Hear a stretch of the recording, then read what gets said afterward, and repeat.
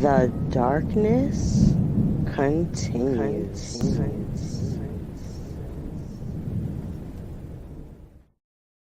Open your mind. Dark exodus. Dark exodus.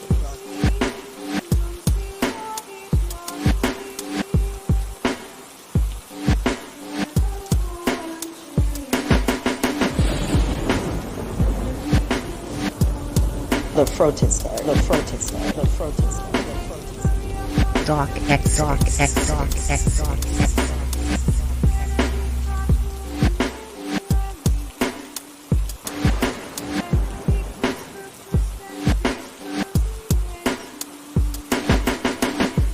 Open your mind.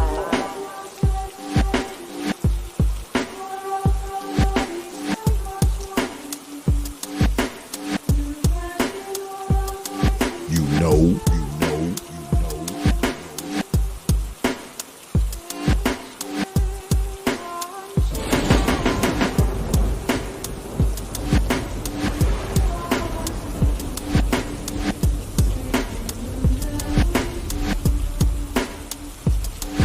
Yeah, X.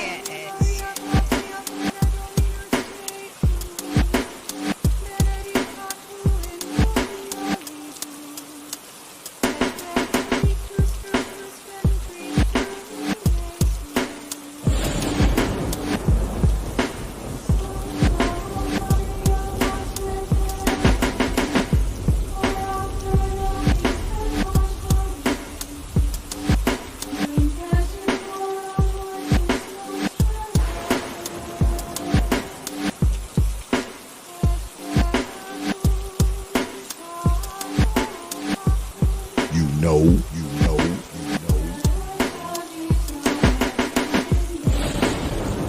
Dark exodus.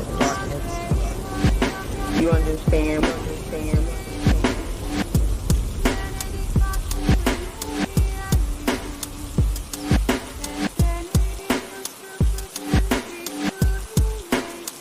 Yeah, X.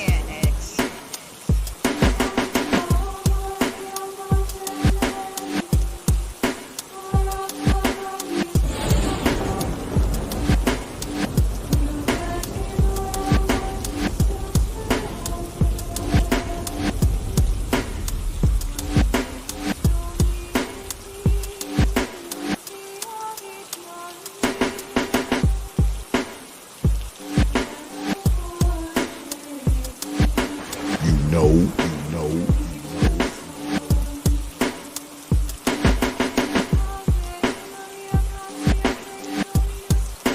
You understand?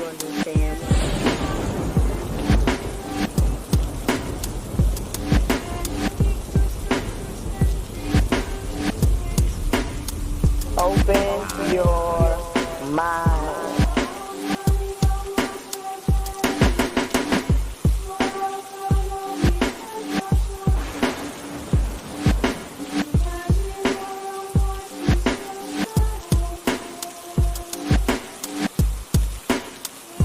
Dark exodus. Yeah, X.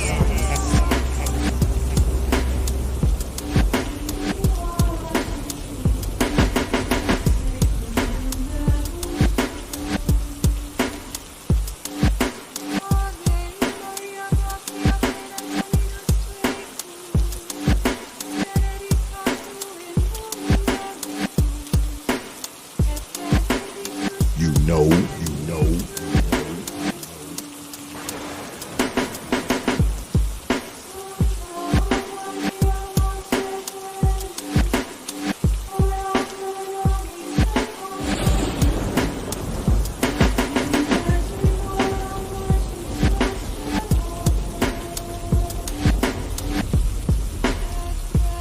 You understand?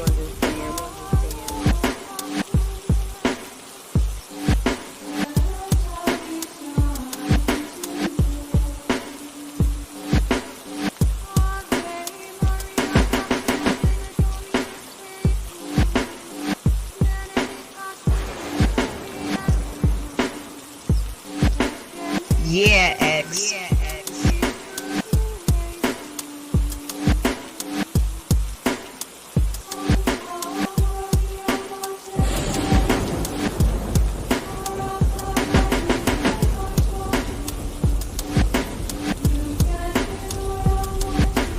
Open your mind. Dark Exodus. Dark Exodus. Dark Exodus. Dark Exodus.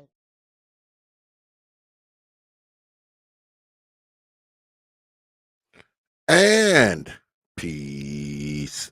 Folk, welcome back to another edition of the Proper Thought Series right here on the old T.P.O.T YouTube page.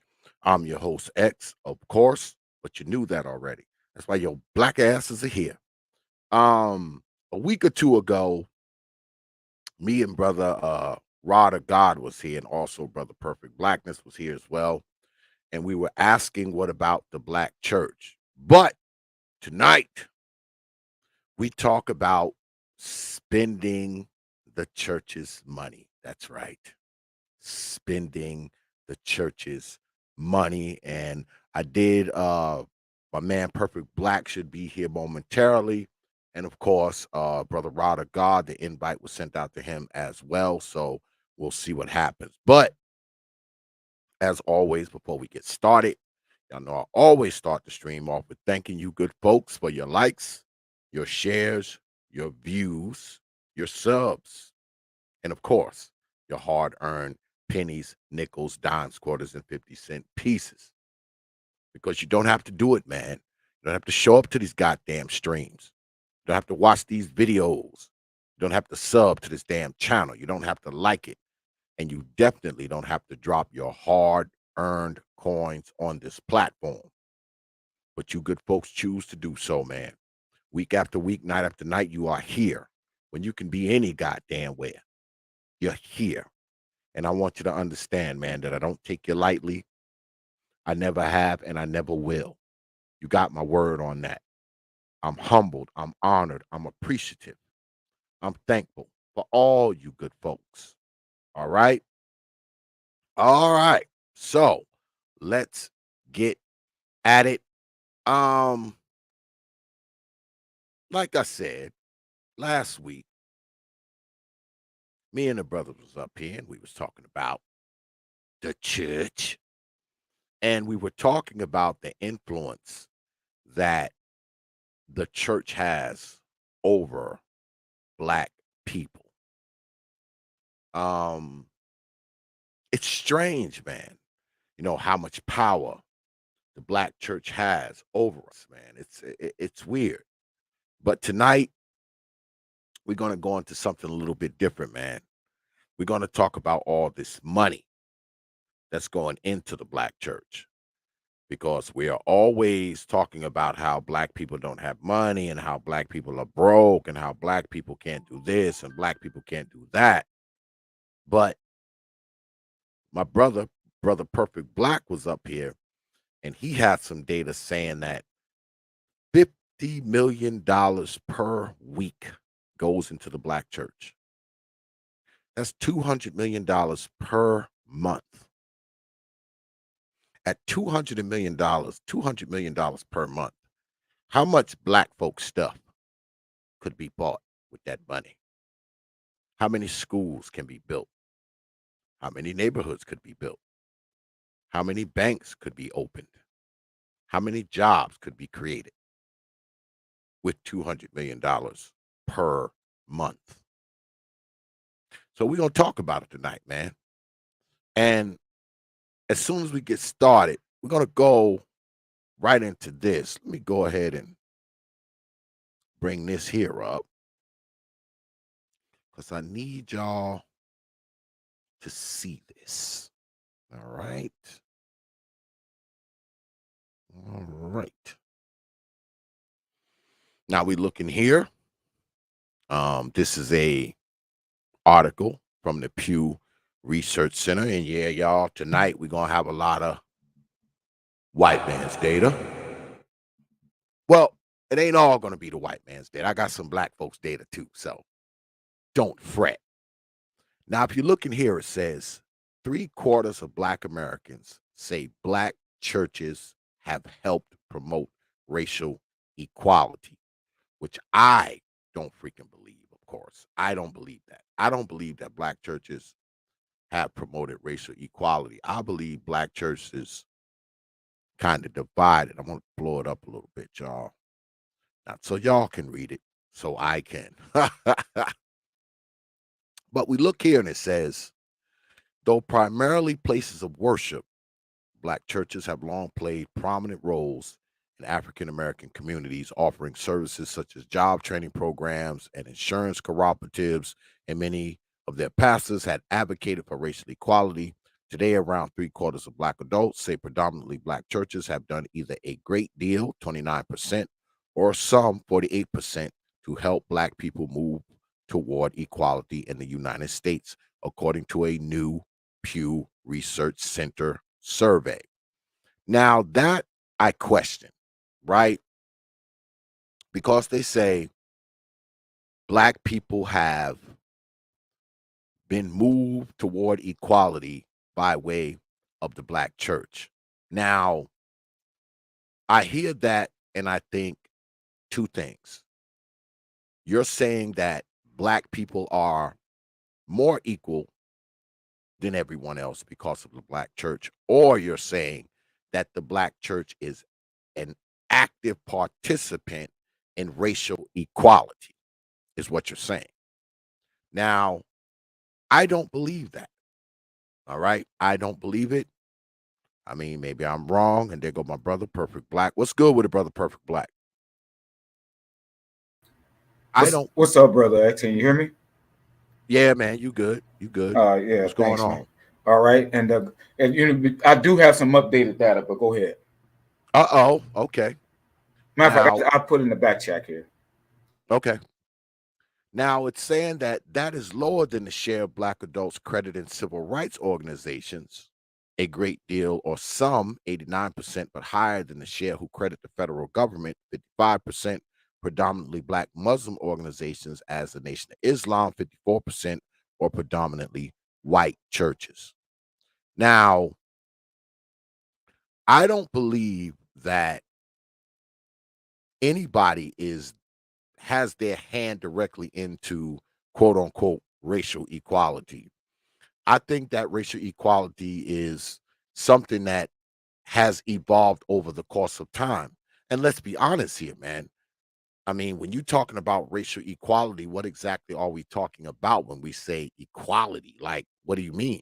Because according to a lot of the black people I hear, there is no equality, right?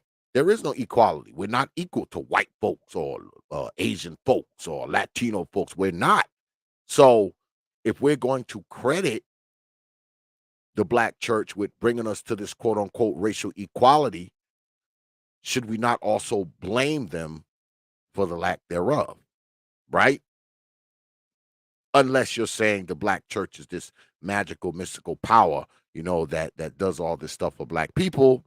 And, that being the case, they do all this stuff for black people. Therefore, black people are more equal than they've ever been before. I don't believe that either. But I want to show y'all something else. Let's go here, right? Because I'm setting the stage for y'all. I'm setting the stage. Now it says here, Black Church Preservation Project gets $20 million donation on MLK Day. They say the donation will help fund, preserve, and rebuild historical black churches. Now, I just told y'all about 4 minutes ago that the black church is taking $50 million per week. So $20 million is nothing, right? Why would they need $20 million when there's $200 million per month going into said churches? So that doesn't make any sense either. But I want to show you another article, folks.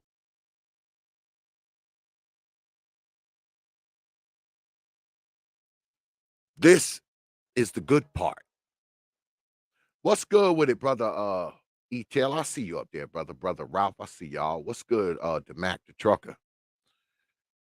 This says how churches really spend their money.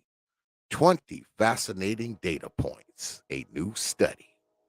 Now, it's not that new. I believe this study is about 3 years old, but this is all we have. Now, it says here, churches received 124.52 billion in donations in 2018. Now, I'm assuming that's all churches, not just black churches, right? But $124 billion. All right. Just from people tithing and giving them and donating. And it's a lot of money. That's a lot of money. Number two, the average congregation size is 65 people. I don't know about that, but okay. Number three, congregational revenue ranges from 3,000 to 41,000. Number four, giving increased most among African American Protestant churches. In other words, what's good with it, Brother Little Rock? I see you up there, brother. In other words, we as black folk started giving the church more money than anybody else. Our tithes and donations and offerings increased more than anyone else's. Black folk. Because African American means black folk, y'all, if y'all didn't know that. But let's continue. Giving decreased most among Catholic churches. So the Catholics said, the hell with that. They start giving the church less money. Less. Number six, churches that grew most were planted after 2000. Number seven, churches that decreased most were planted between 1975 and 1999. So the quote unquote older churches shrunk. We're going to get into that too. Most church revenue comes from small, medium gifts. Number nine, most church revenue comes from individual donors. Number nine again. Why is there so many number nines? Digital giving is growing rapidly as a fundraising industry standard. Of course, everybody's online, including the church. 10, most congregants do not give digitally to their churches. Yeah, they just hand them cash. Number 11, recurring giving is the future of church financial stability. So they need you to keep giving them money so they can keep the doors open and the lights on and keep driving Mercedes-Benzes. 12, capital campaigns have variable outcomes. Number 13, churches that teach on giving grow much faster. Hint, hint, Creflo Dollar. Of course those churches grow faster because they're always talking about you giving them your damn money. They beat you in the head and tell you that if you don't give money, God's going to curse you. So, of course, you're afraid of God, so you give them more money. 14, most churches don't share their financial reports publicly. Of course they don't. Why would they want you to know the millions that they're getting? Number 15, most churches track finances with accounting software. That's not a big deal. Number 16, most churches only acknowledge gifts once per year. So once every year, they'll shout you out. Number 17, churches whose pastors analyze giving records grew faster. In other words, the churches who got those pastors who always looking at the money, they grow faster.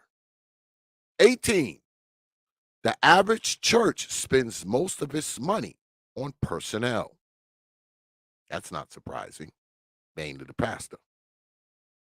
Number 19, older churches tend to spend less on property. Number 20, most missions budgets are spent locally, not internationally. So what I'm going to do, I'm going to put this in the chat for you good folk. Y'all know how we do it here. So you can read it for yourself. Don't just listen to me. Read it for yourself. But I got one more before I go to my man, Perfect Black. I got one more, y'all. One more I have for y'all. Let's see here. Where are we?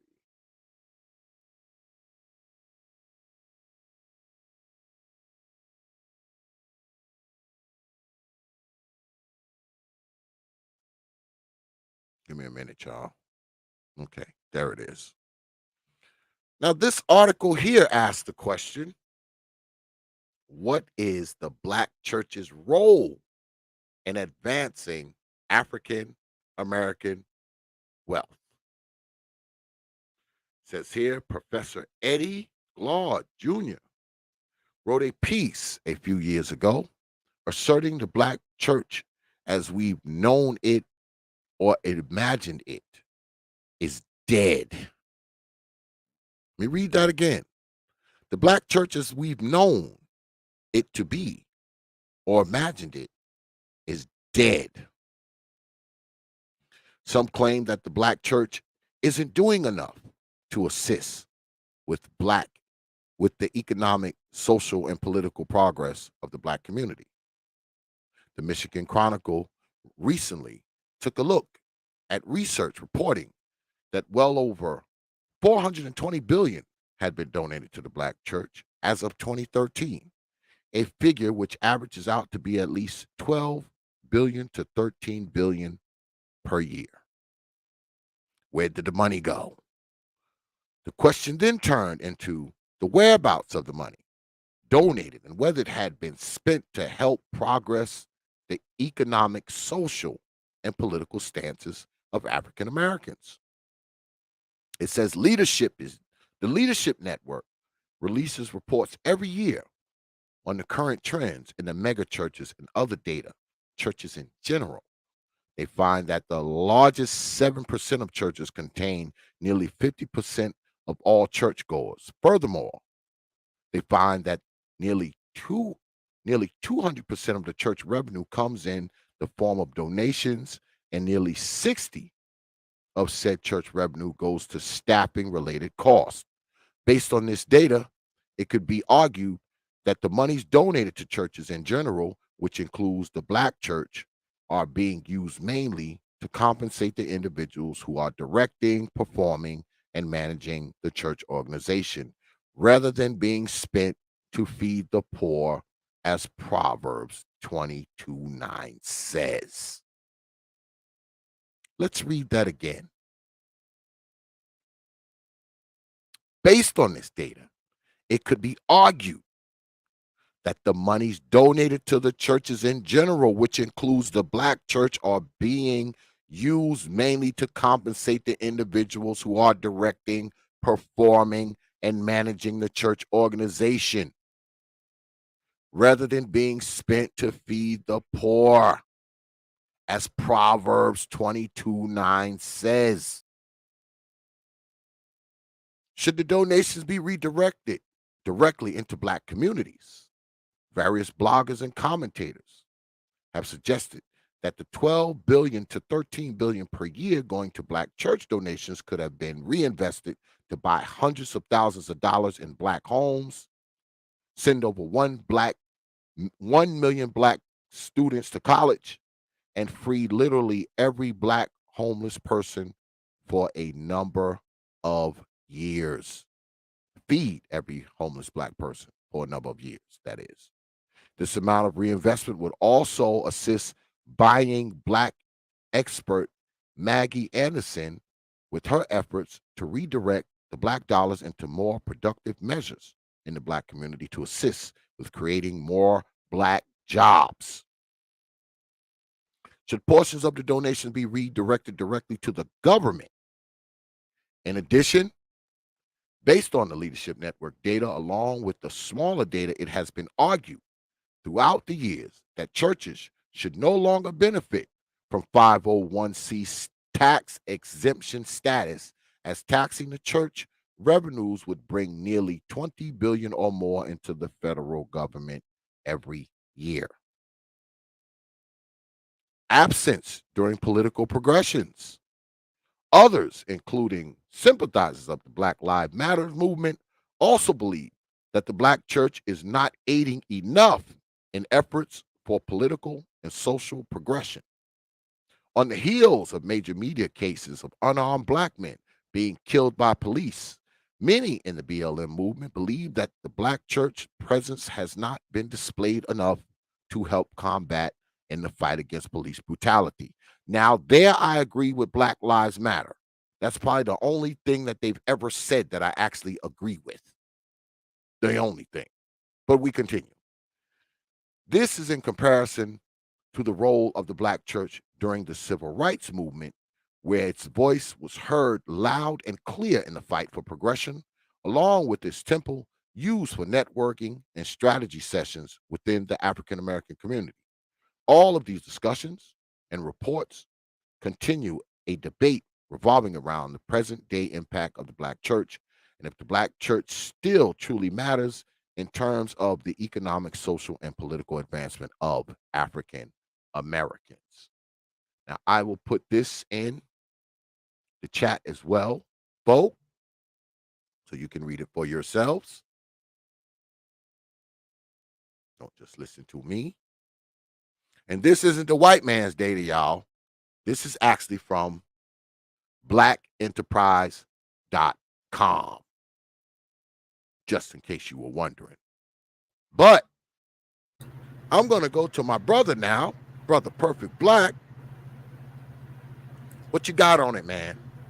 Hey, man, look, man, I was, I've come across several other things, man, and that figure that you had used, when they go back when they were saying since 1980, the Black churches has collected in excess of $450 billion. Well, that figure has, and I put it in the back chat here so you can get a look at it.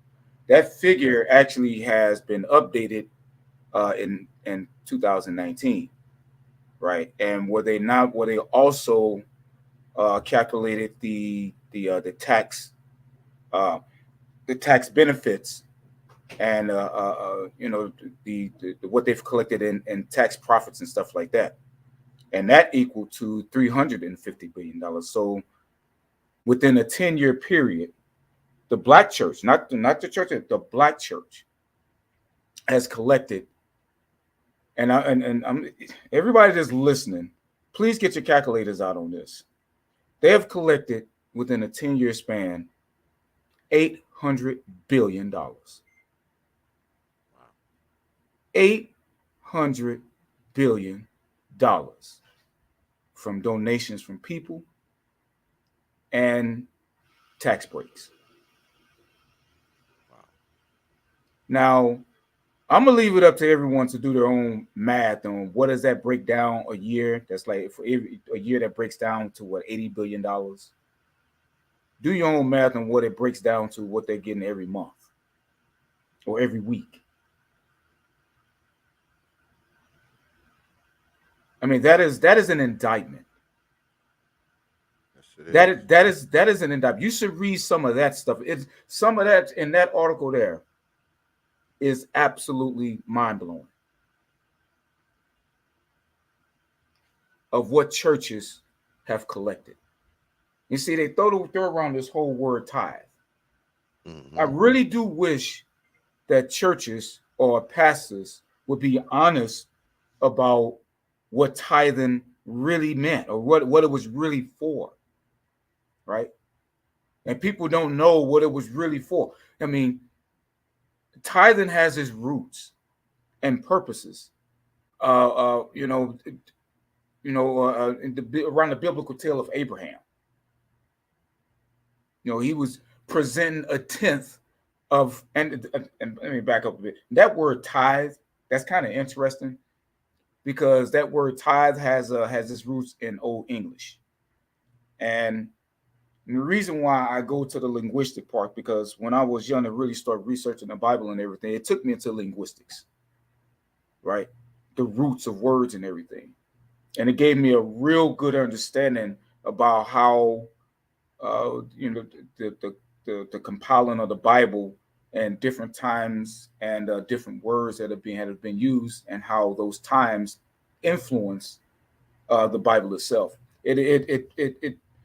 I don't want to go off on a side tangent, but that word itself, tithe, that is an interesting thing. It is. In any event, like I say, the tithing has its roots in the whole biblical tale of Abraham. So basically, what they would do is he would take a tenth of his war spoils and give it to Melchizedek, who was the king of Salem. Right now, in the Old Testament, the Jews would bring 10% of their harvest, give it to the store or the storehouses as a welfare plan for the needy in case of famine. This was the reason. This was the purpose of tithing. See, and what they are using it for today, as we all know, is basically just to collect money and to buy airplanes. See Creflo Dollar. It really bothers me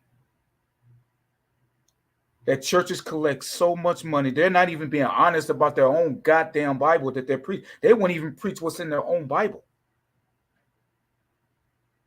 And the people bear some responsibility to this. I mean, I was hoping that you would have a devoted pastor on here, because I would want them to, and I would hate to do it, but I would do it anyway. I would want them to explain that $800 billion. Explain why they are not really preaching. Explain why they're not doing nothing for the community from which they are, from which their parishioners come from. And I would have a very fundamental question that I would ask them. When they are collecting their tithes, what bank do they take their money to, their tithes to? Where do they take it? Do they take it to one of the major banks, or are they taking it to a black bank?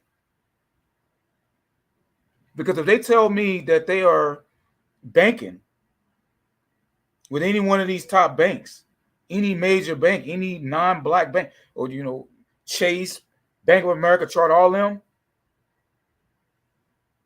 then they need to explain to the parishioners why they are using their parishioners' money to turn around and then help to gentrify them.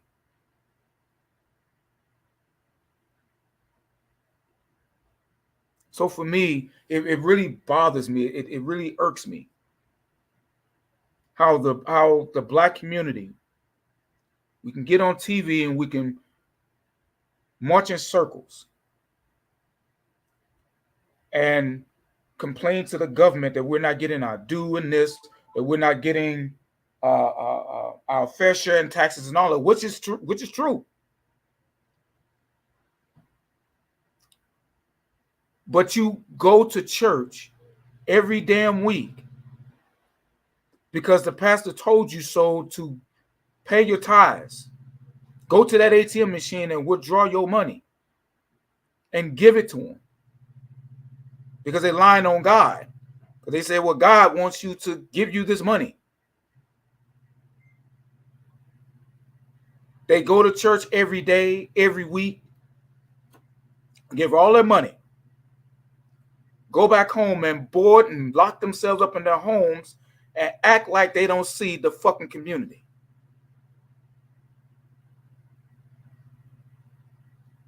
Let me tell you something.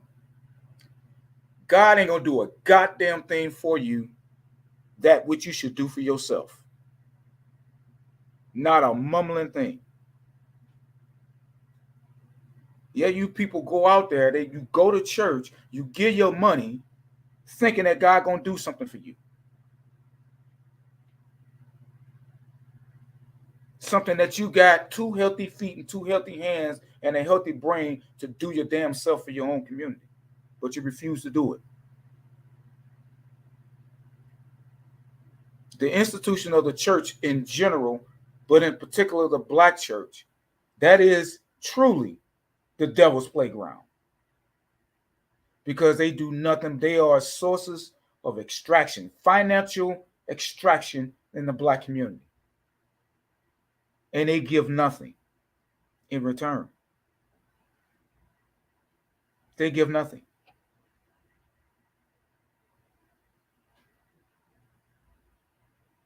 And it really bothers me. That's why I was really praying. I was telling my wife, I hope to God that he has a pastor on there. I tried, but once they figured out, once I told them what we was gonna be doing, they was like, "Oh no, X," because they know we'd have been drilling down on that money. See, they didn't want to talk about that money, man. See, they don't want to. They don't want to explain that. They don't want to explain that because it gets to the heart of their. It goes right to the heart of their trickery. It goes right to the heart of their ruse, because that's what it all is. It's a fucking ruse. I would love to. I mean, I would, and God forbid if they're a younger pastor, or I eat them for breakfast. I eat them up, because more than likely I know the Bible more than they do. I know how it was compiled. Most of these preachers that these people are going to take their money to, they don't even know the history of their own fucking religion. They can tell you nothing about Southern Baptists. They can tell you nothing about the history of the Church of God in Christ. Nothing. Nope. Why do you why do you type? Because it says so in the Bible. That's bullshit. Jesus didn't go get nobody. Didn't get no titles. There's no history of that. Nowhere in the Bible do you find that.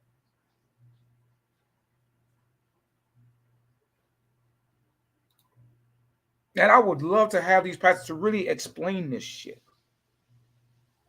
They can't, man, because a lot of them, I'm not going to say all of them, but we talked about this before, man. It's a hustle, man. It's a hustle for the most part. They pimp God, man. Man, these dudes just pimp God. But shout out to Lady Celine with the $4.99 super chat. She says, people keep telling me I will meet my spouse at church. Even though I'm a believer, I feel leery of dating someone from the church. I don't know why. Yes, you do, Lady Celine, because that's where all the devils are. It's a bunch of devils up in there. She probably will meet her spouse, hopefully she's not part of the LGBT community, because you have a whole bunch of women up in there. Yeah. That's it. You leery because that's where all the devils at. Mm-hmm. All the devils are they in the church. They in the pew. Mm-hmm. I appreciate that, Lady Celine. You get this.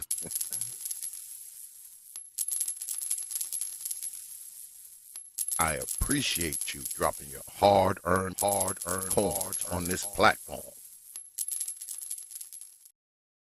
Shout out to my brother Rod of God with the $4.99 super chat. He says, great topic, X. Yeah, man, I sent you the link, man, if you want to come on, brother. At least I think I did. I'm old. I think I remember sending you the link. When you drop coins on this platform, you get this.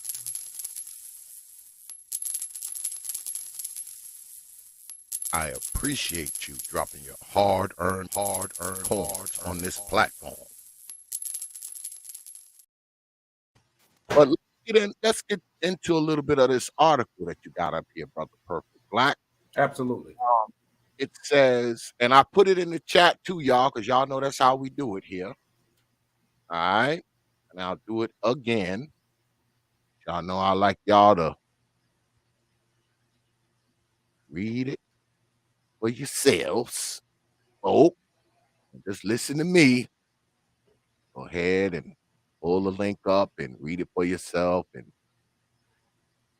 have your own take on it. That's how we do it here.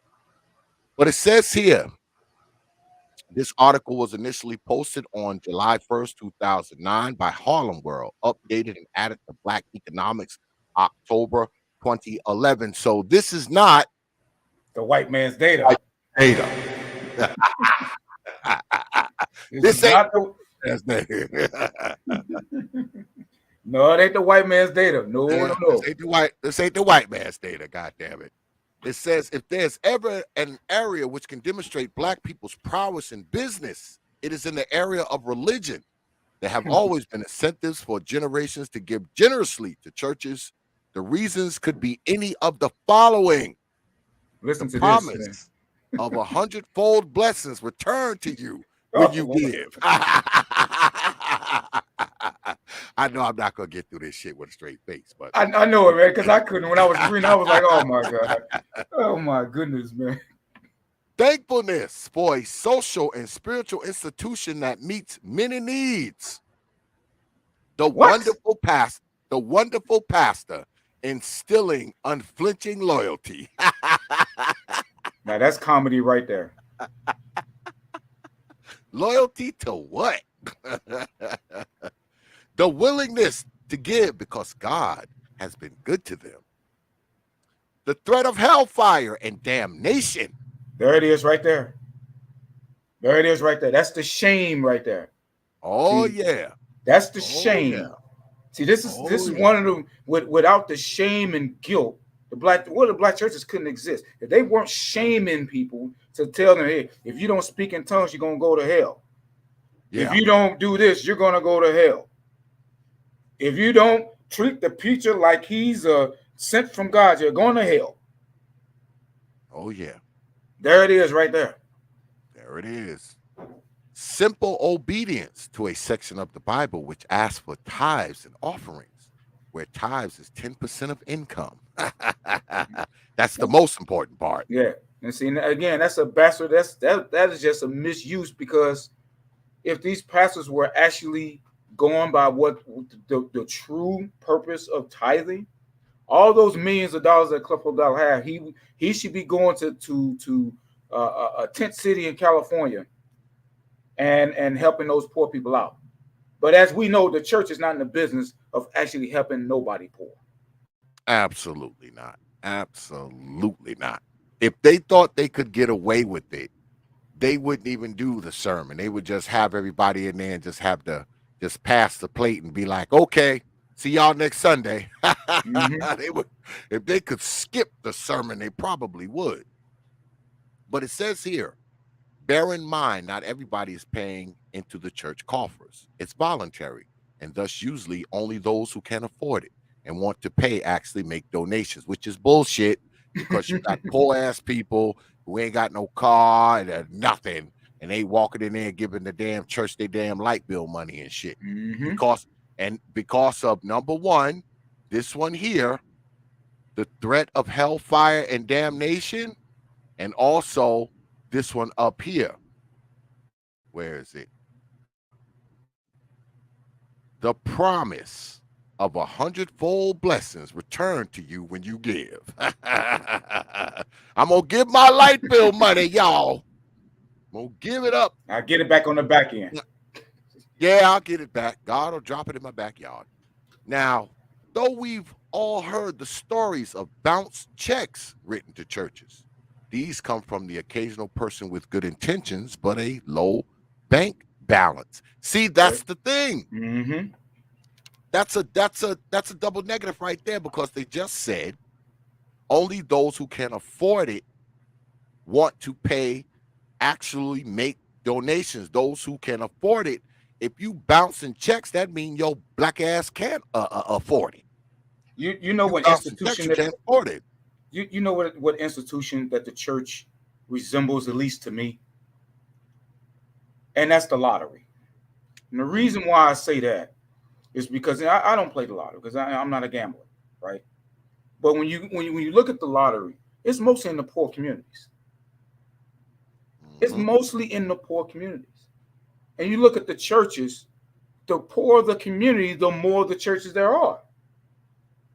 Yep. That's why it's churches everywhere. You can't go to the suburbs and see churches on every goddamn corner. You see a big church, yeah. But when you come here to come in the community, they got churches on there. They don't have churches like that, in the south suburbs and all that. They don't.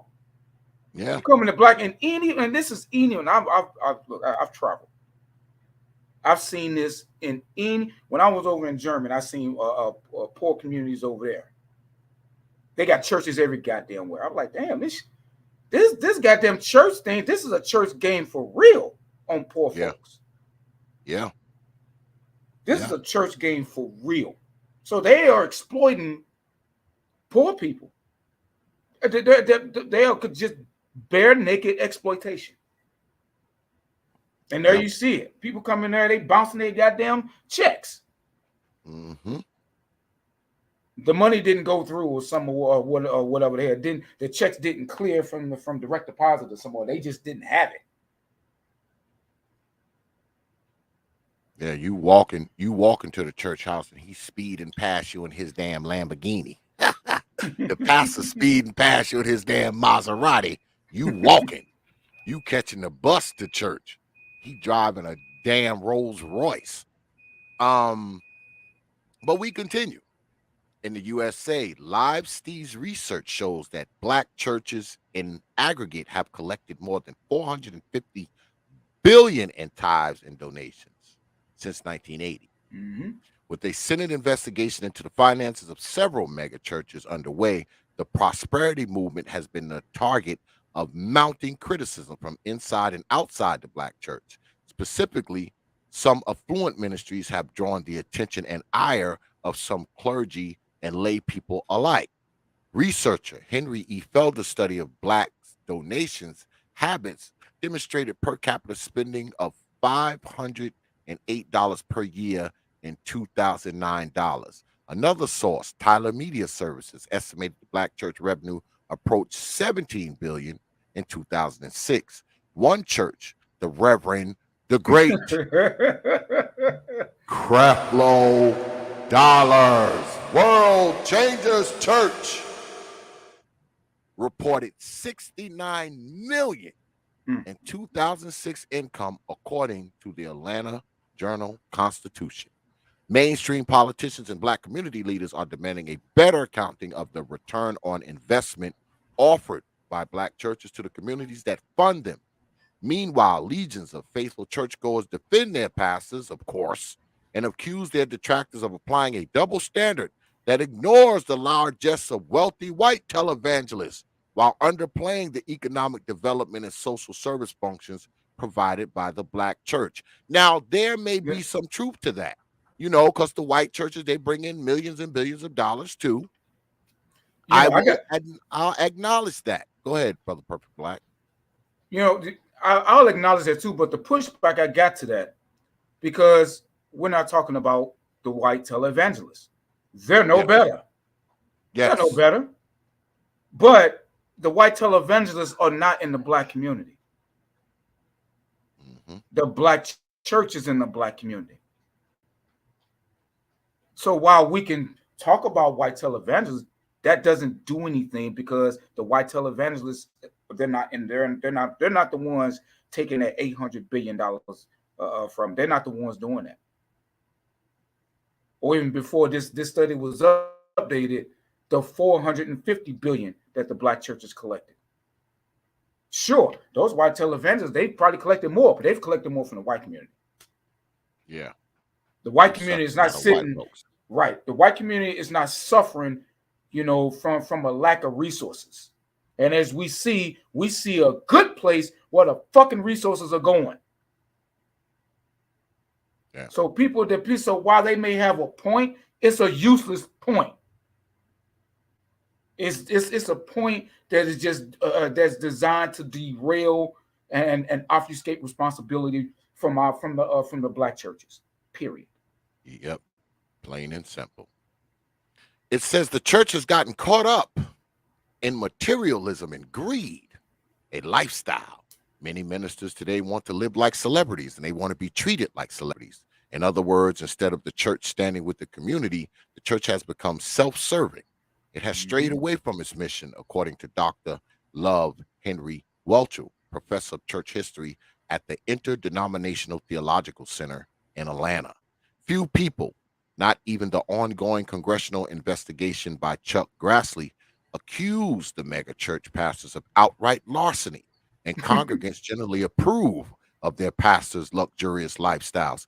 That's a thing too, right? We spoke about this the other week where we kind of enable and turn a blind eye to the gigantic mansions, the churches that are the size of football stadiums, you know, the helicopters and jets and Lamborghinis and Porsches and their wife wearing the $50,000 fur coats with $50,000 worth of jewelry on and $10,000 dresses and all this kind of ridiculousness. We kind of turn a blind eye to it for some reason because we think that I believe that we think that we're doing the right thing by providing this money to these ministers to live this way. We think that we're going to get blessed because we bless him. I mean, I think that's kind of what we believe, or we've been so indoctrinated by the church that we fear once again hell and damnation, and we think we're going to get blessed 100-fold by whatever we give to the church. So we want our pastor driving that Lamborghini. We want him living in a gigantic mansion. We want him to have a helicopter and a jet and all this kind of foolishness because we feel like we bless the pastor, we bless the church, so we will be blessed too, which is BS. You're still going to be broke as hell. No matter how much money you get at church, you ain't never going to get it back. You ain't going to never get no return on it. And you're never going to drive a freaking Maserati like the pastor because you're never going to make $69 million a year like he's making off of y'all. Not and then he had the temerity to ask his congregation for how much for a jet. Yeah. Lifesteve's investigative series will take a forensic editorial approach to quantifying the return to Black America for the $350 billion in tax-favored donations it has given to the Black church. Now you know what that is. The arguments on both sides of the pulpit. You know the tax-favored donation. These are donations that people are giving to them, then they get a tax write-off. Yeah. So that's separate. That's separate from the just regular donations. Oh yeah. And guess what? The money that you working for, your ass getting taxed on that money. You're getting taxed. You turning around and giving it to them, and they ain't getting taxed on none of the money that come in that door. None of it. They say in this series we will seek answers and advisory to the following questions. How often and how much do church leaders take advantage of the faith of poor Black people? All the damn time is the answer. All the time is the answer. We will investigate and identify the churches they are showing a strong return on investment that goes beyond inspiration. What does the Black community have to show for the $350 billion in tax-free dollars? The answer is nothing again. Zero. Expert analysis on what could potentially be done with such a huge amount of money and how it could improve the state of our communities. Exactly. Oh man, I can count the ways there. I can count the ways.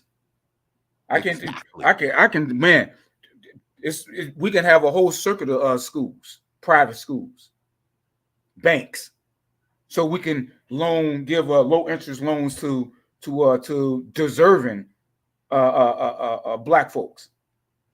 Yep. So they can start getting homes, business loans, and that type of stuff. But man, let me count the ways. Yeah, man. Think of the businesses that folks could start, the homes folks could be living in, the homes that folks could be buying, the jobs Mhm. it would create, the schools that could be built, the institutions that could be built, the programs that could be started. I mean, the Mhm. banks. How many black banks could have been started with all this money? Exactly. How Exactly. many? How Exactly. many? I mean, come on, man. The They said that generational wealth that could be started with that. The what? generational wealth that could be started. Man, it is just all that money, man. Like, and where's it going? To Maseratis, mansions, helicopters, Red bottom planes, shoes and all this red other bottom shit. shoes, jewelry, uh, uh, uh, uh, a vacation house in Florida, a vacation house upstate. It's going to all this crap, man. And they probably spending some money on keeping the gigantic church running. I got to give them that. When you got a church the size of Madison Square Garden, of course, you got to pay the light bill, gas bill, water bill, and pay the people who work in there. I'm not mad at that money because you got people working in there. You got to pay them, but at the same time, I don't think Creflo Dollar spent that $69 million he made that year on his staff, on the lights and the water and the gas and the supplies in the church. I just don't Mhm. think that's $69 million worth of shit, man. I just don't believe it. And here's a good question here.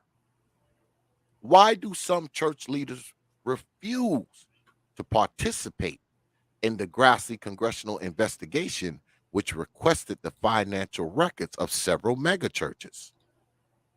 Why? If nothing's going on, if nothing's wrong, why not cooperate? Why not participate? If everything's on the up and up, why not? Because they're going to find out people will see once and for all that all of this prosperity preaching is just to support a rich and famous lifestyle. That's it. Hmm. Nothing Yep. more, nothing less. These people no more believe in God than a fucking man on the moon. Yeah. Yeah. Charlatans, man. It's a game. This is a goddamn game that's being played up on Black America. And this is one we can't blame it on white supremacy. Nope. And I'm big up on that. We cannot blame white supremacy on that. Nope. We are Nope. financing our own poverty going to fucking church every goddamn week. We're financing it. Yeah. It's bad enough we got to deal with police brutality and all this other shit. But what is the church doing?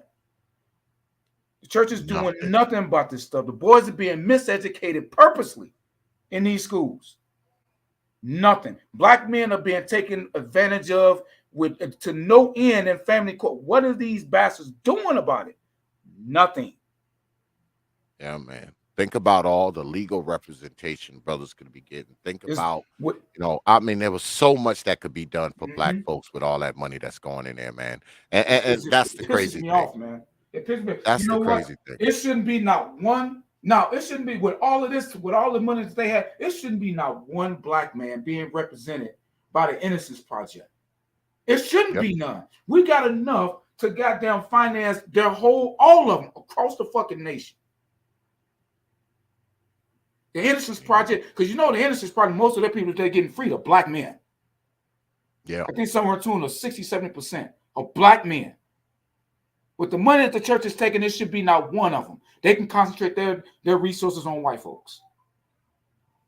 Absolutely. That's the stuff that when I get that's what the more I really think about this, the more it pisses me off about the church. And the more I just want to stay the fuck away from it as far as I can. Because if I go up in one of these churches, I'm going to ask some goddamn hard questions.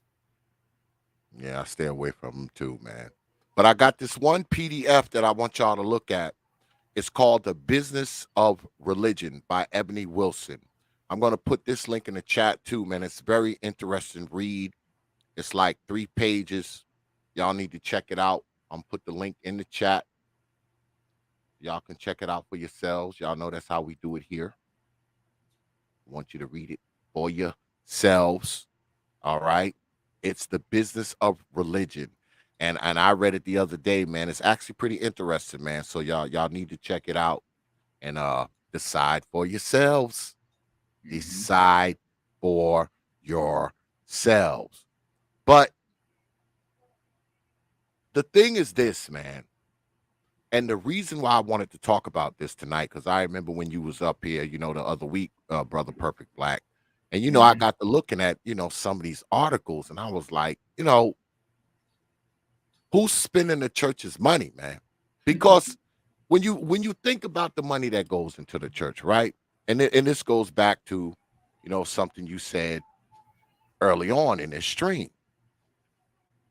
You have these dilapidated neighborhoods, right? Because I've seen them down here. I've driven through these neighborhoods down here. I mean, these neighborhoods are shot, and you got 4 and 5 churches, man, in a 1-block radius. Like, you drive past one church, and not even a half a block down the road is another one, and then another one, and then another one, and then another one. But all around these churches is just poverty and degradation. Poverty, ran down houses and streets filled with potholes, and you see all types of people walking the street, and those neighborhoods where the bums stand on the side of the deli with the beer can inside the bag and shit. You see all this kind of stuff around these churches. And I've driven around here on a Sunday. Man, these churches be full. I mean, people are falling in there, boy, like they selling the best fried chicken in there on earth. And they walking past all that degradation like they fucking don't see it. Yep. It makes me, it drives me nuts to see that, because I see it every Sunday.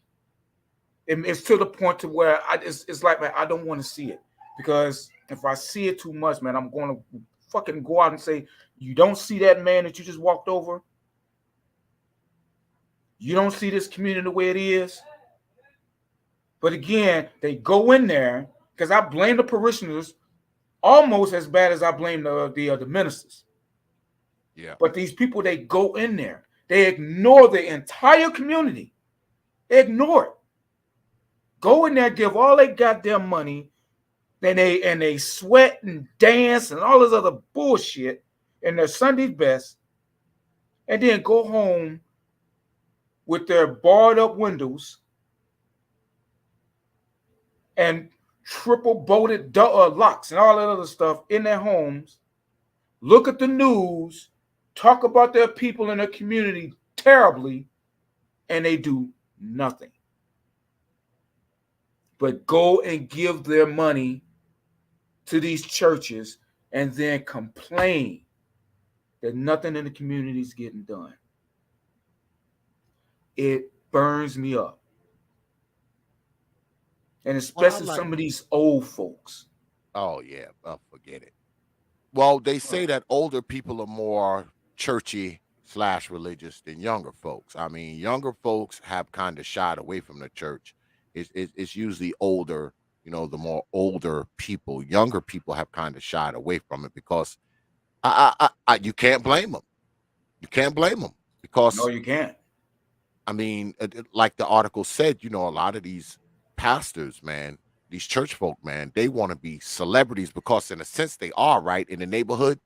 Hey, pastor, I mean, people look at him. He drives a fancy, expensive car. It's not like he lives in that neighborhood where he preaching at. He don't live there. He lives somewhere else, around all that dilapidation and poverty and despair. He does not live there. He doesn't. His church is there, but he does not live there. So he basically comes into the middle of these poverty-stricken people. They give him their last little measly dollars that they have possession of, and he continues to live a great lifestyle and preaches to them all this nonsense. All right. He preaches all this nonsense to them, and realize and not even caring the fact that their lives haven't improved any. Their lives haven't improved any. They won't even make the connection.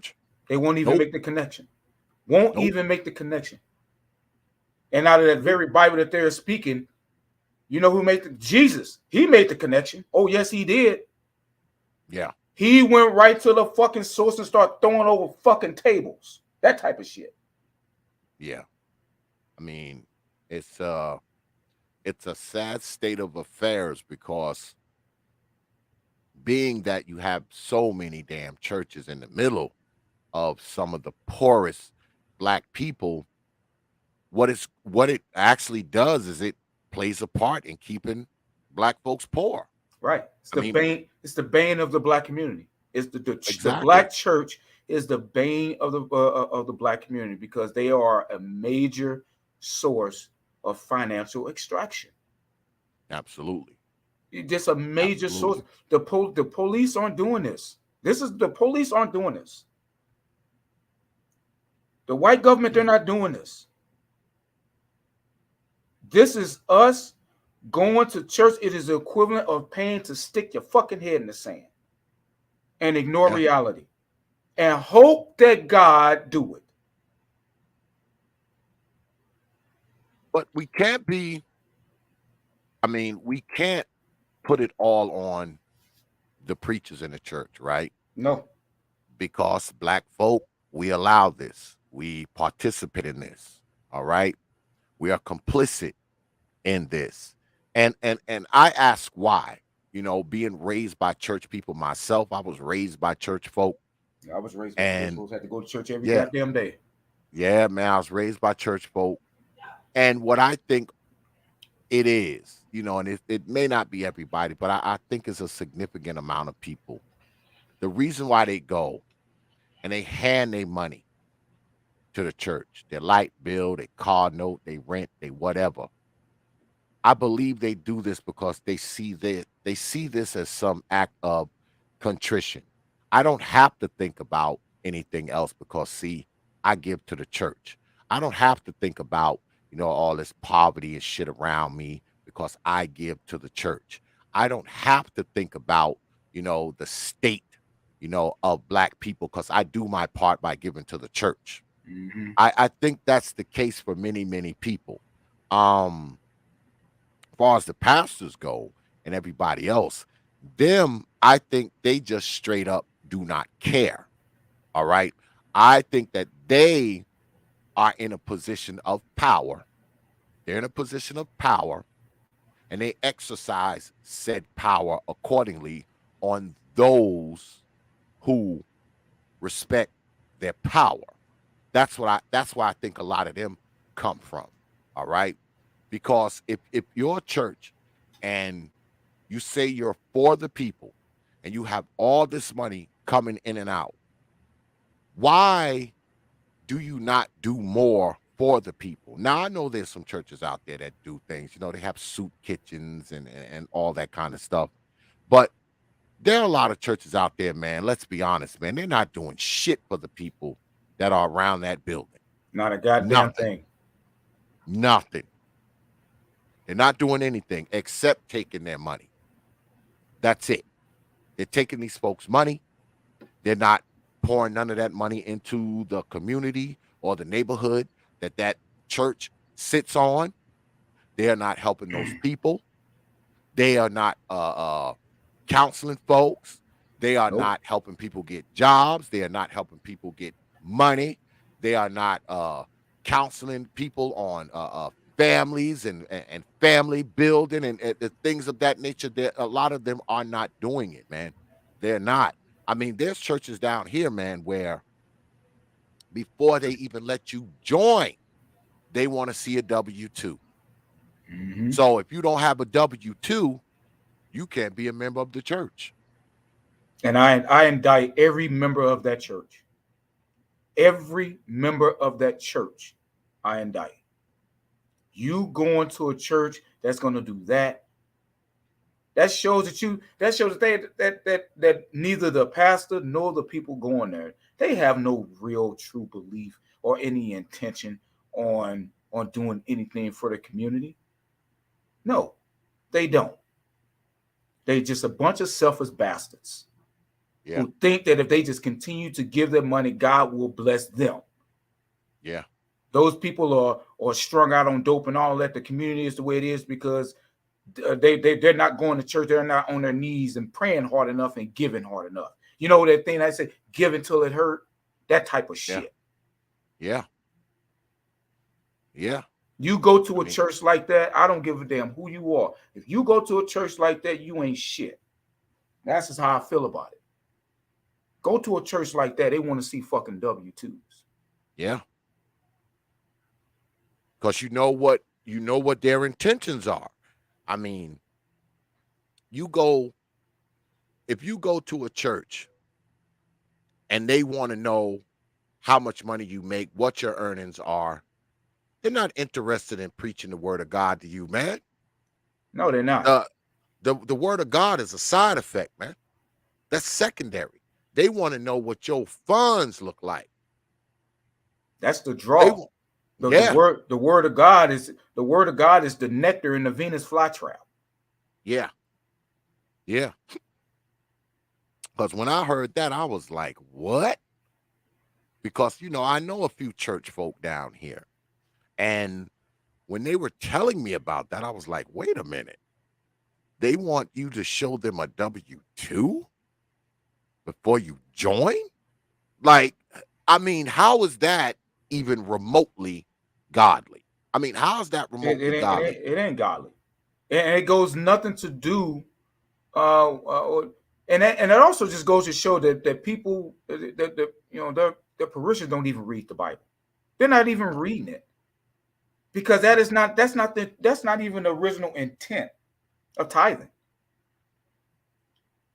So I would ask them, okay, so you're telling me that they're forcing that 10% out of you. Do you see them taking your 10% and giving to the poor?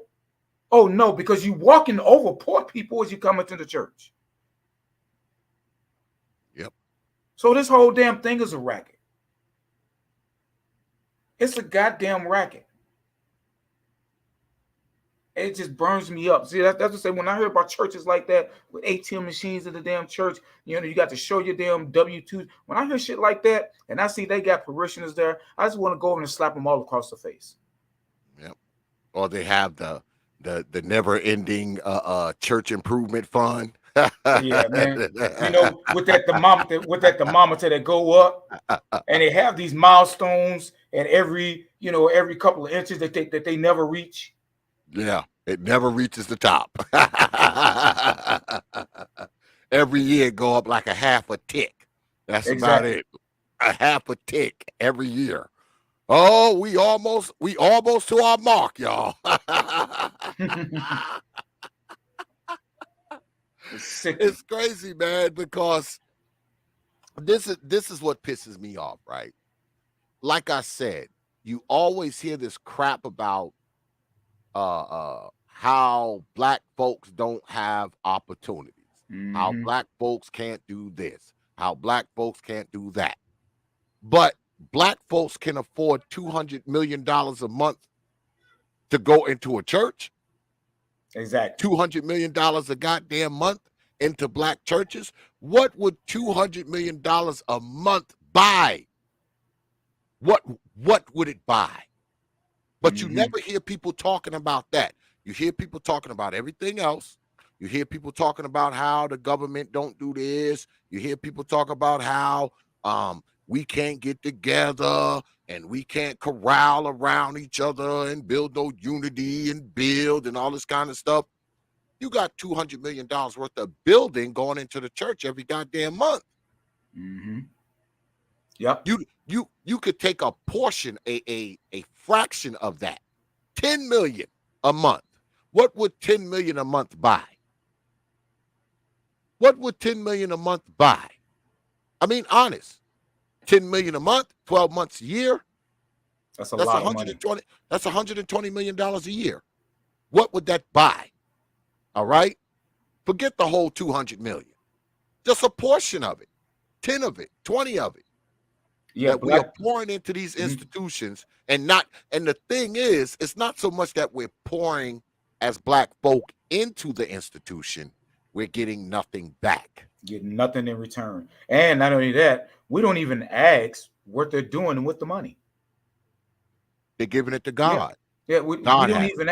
Yeah, like God, like God can use your money. I mean, God has it. because God needs the new a new puffy cloud to lay up on. God got it in his bank. God got that I mean, $200 million you up you under you his don't bank. you don't know, you don't even ask what the preachers are doing with the money to help the community. Yet you got the goddamn gall to scrutinize a person that says that they want to start a school or that they want to start a museum or something like that, and won't give them a dime to do it. Yeah. But your black ass go to church every goddamn one, don't even fucking question when that damn when that damn when that offering bucket come around. Yeah. You don't give two thoughts about where that money's going. They don't care, man. That's the one thing that black people are not stingy about spending on. I mean, they have no problem handing that money, putting that money in that collection plate. They have no problem tithing. They have no problem, and they don't question it. Like I said, you always hear people talk about how, we not building, we not investing, we not investing in the youth, we not doing this, we not building schools, we not doing it. You hear that shit, but you never hear anybody talk about all the money that goes into the black church. You never hear, I never hear anybody talk about. The only person that I ever used to hear talk about it was Brother David Cowell, rest in peace. Mm-hmm. No one ever talks about how much money we actually spend on the black church. We spend enough money on the black church to feed every freaking homeless person in this country. We sure do. We spend enough money in the black church that no black person should be homeless. Nope. We spend enough money in the black church to send 1 million people to college. On 4-year degrees. On 4-year degrees. Just think about that, folks. And now this is all combined now. We can give everybody a house. We can build, I don't know how many schools.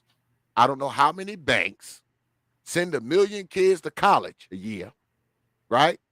We can do all of that with the amount of money that goes into the black church every single year. Mm-hmm. And you know what? For now on, I don't think I'm going to let people talk about money and shit on my channel anymore. I'm not going to let people talk about how we don't have and we can't do unless they go to talking about that black church. You ain't talking about that black church. Don't come on here talking about how we can't do this and how we can't do that. BS. $200 million a month, we can do anything. There's nothing we can't do with $200 million per month. Not a goddamn thing. And we can do it for a lot of black folk. A lot. All right? Not a handful.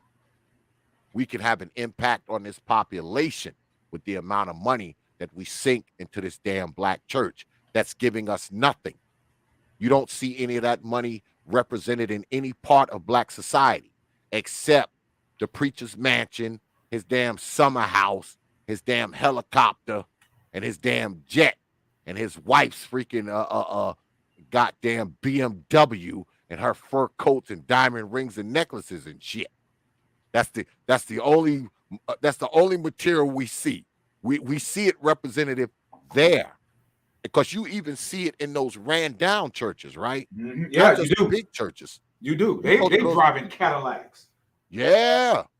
Yeah. You go to those ran down ass churches. They may not be driving a Bentley, but they driving some late model luxury cars. Oh yeah, pulling up in the big boy Benz, the big boy BMW. Wifey got a matching one, Him and wifey got the matching BMW, and his wife, she crawled out of her car, with a $20,000 goddamn mink coat on and $30,000 worth of jewelry on and, a big old hat. And, she roll up in there like she the queen of fucking England. And the church looks like shit.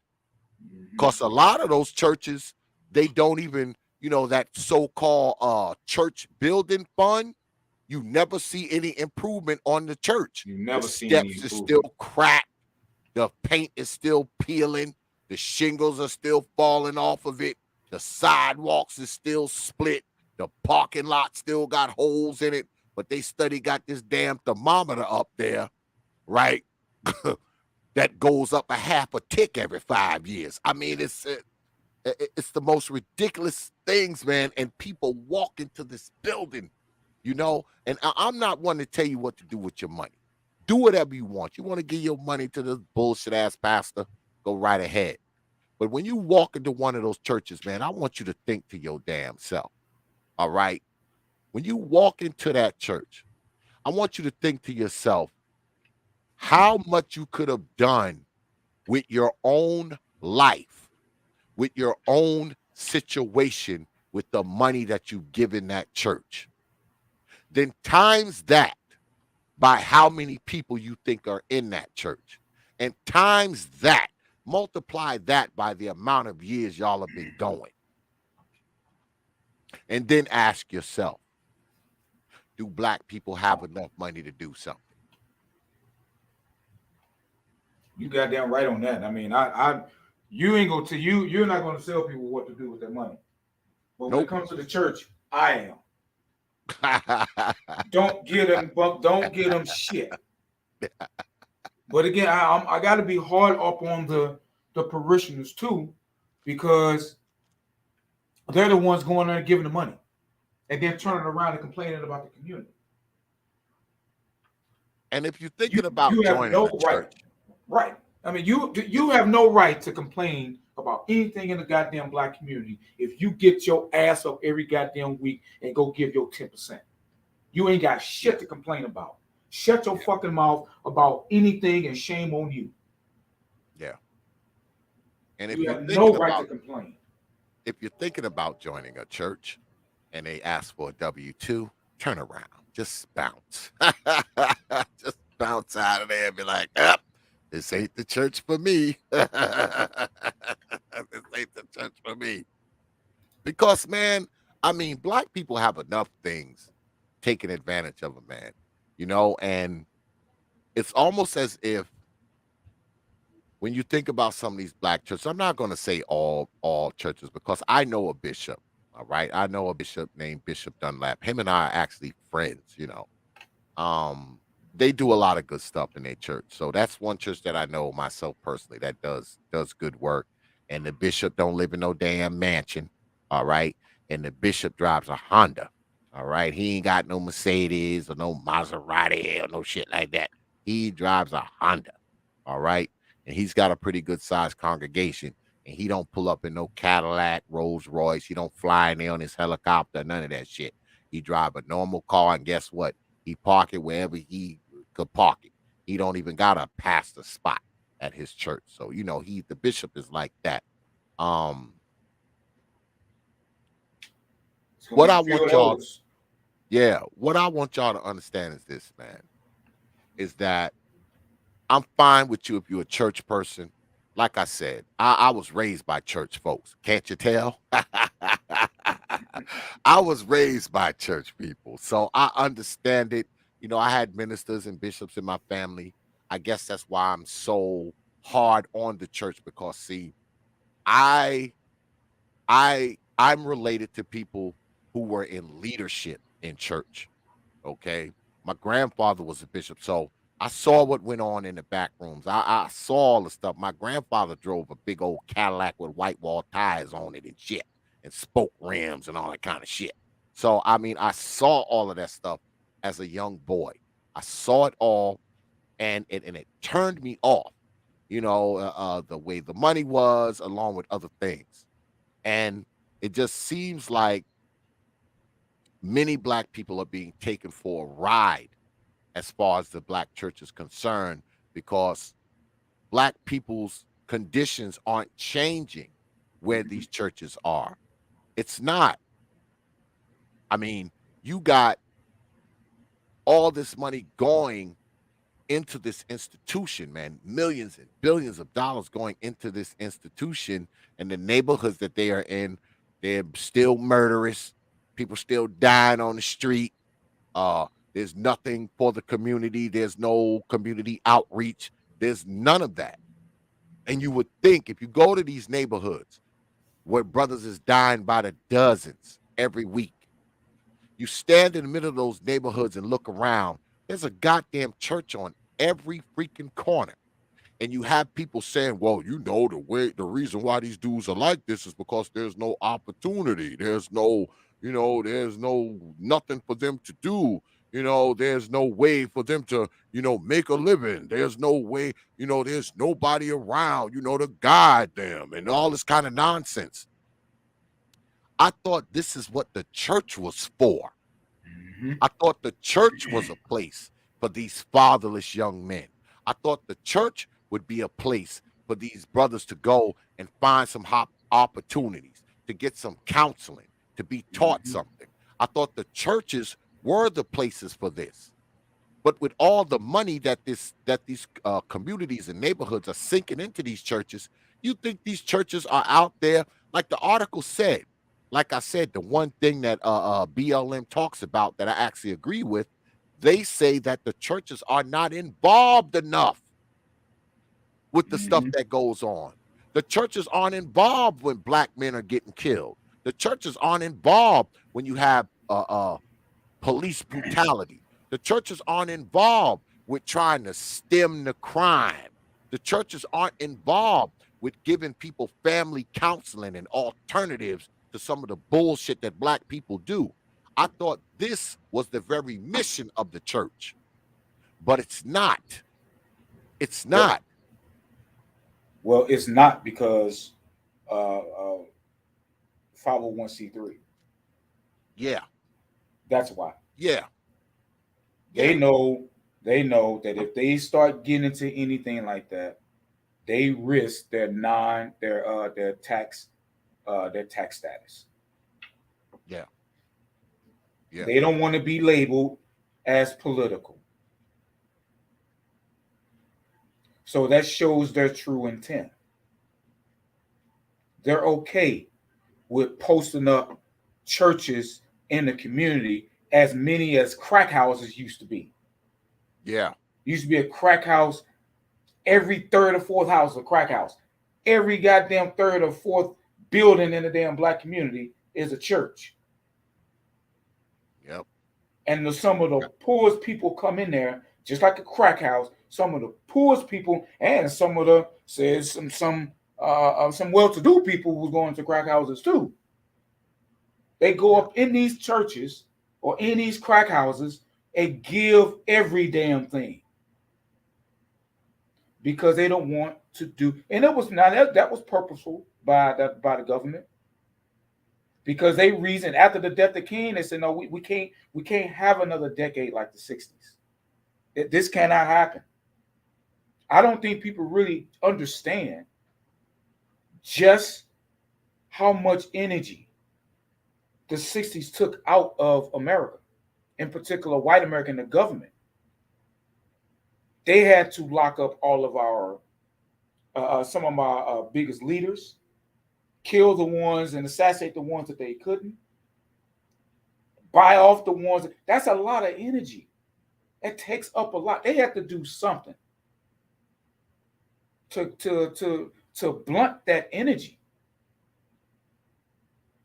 And when they came with this 501c3 for these churches, when these churches got into that game, oh, that you took away the church. The church was no longer a place where radicalism was being planned. It ceased being the epicenter of male leadership. It stopped being the epicenter of high expectations for the community. It stopped being all that. It all after that is all about maintaining that tax status. So they don't want to do nothing. None of these churches, none of these pastors, none of them. They don't want to do anything that's going to get them to be seen or viewed as being political. They got a word for that. It's called cowardice. Yeah. That's what it's called. It's called cowardice. And Would they are black no people better. They are no better.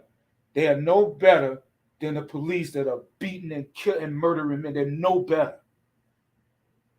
would we be worse off? Would black people be worse off if we didn't have so many churches? Would we be worse off if you took some of these churches, if some of these churches didn't exist? Would black people be worse off? I just don't think we would be. No, we wouldn't be. And I would say that I think that we should I think we should cut the fact to what 80% of the churches should be closed. I think we should go a Yeah. whole fucking year without going to church. And let's see how that works. See what type of conversation and things that we can come up with on our own and our families. Because as we know, the church is not the epicenter of anything more, of morality. No. The church, that is not the center. That is not the place. That is not the example of high-end morality.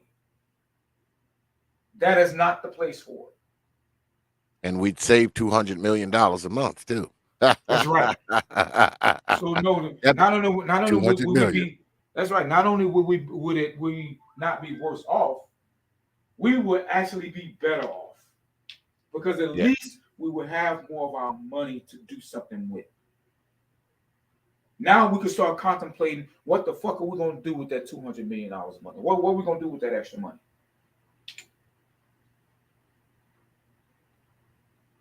Maybe, just maybe, we could start some of these other grassroots organizations that can't get no foothold because people don't have enough money, because the churches are hogging it all up. Maybe some of those well-meaning grassroots groups will actually get some traction and drown out the Black Lives Matter. Yeah. But we got to address this. We have to address these churches. We have to.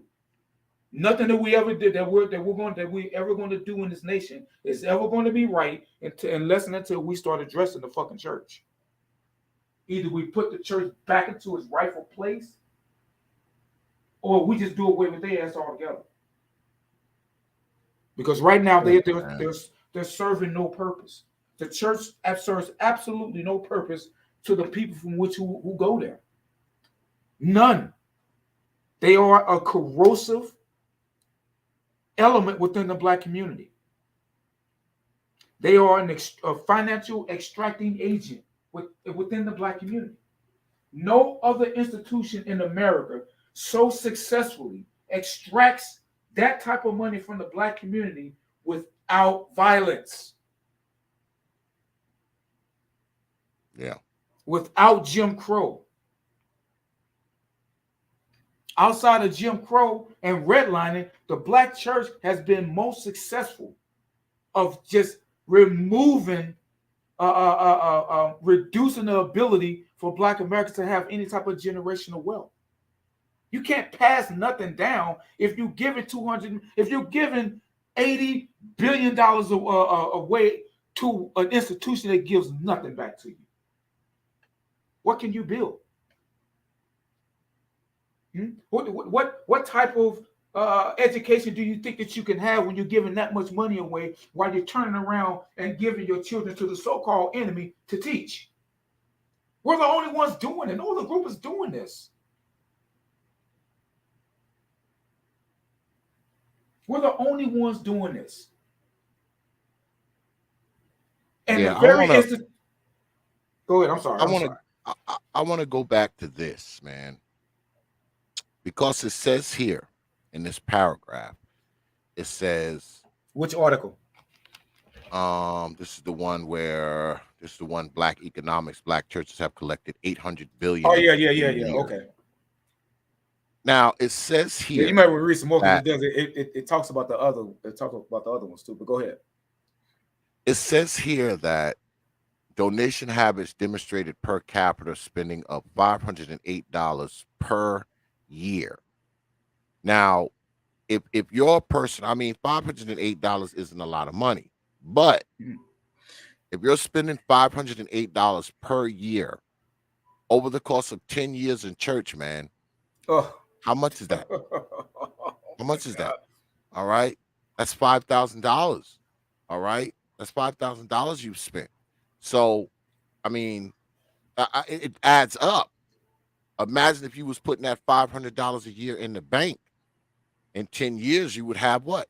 You'd have $5,000 in the bank. And guess what? You could take that money and actually do something with it.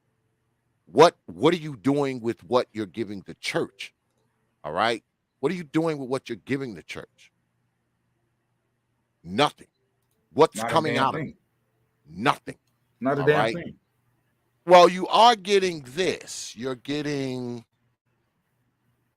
the promise of 100-fold blessings when you give.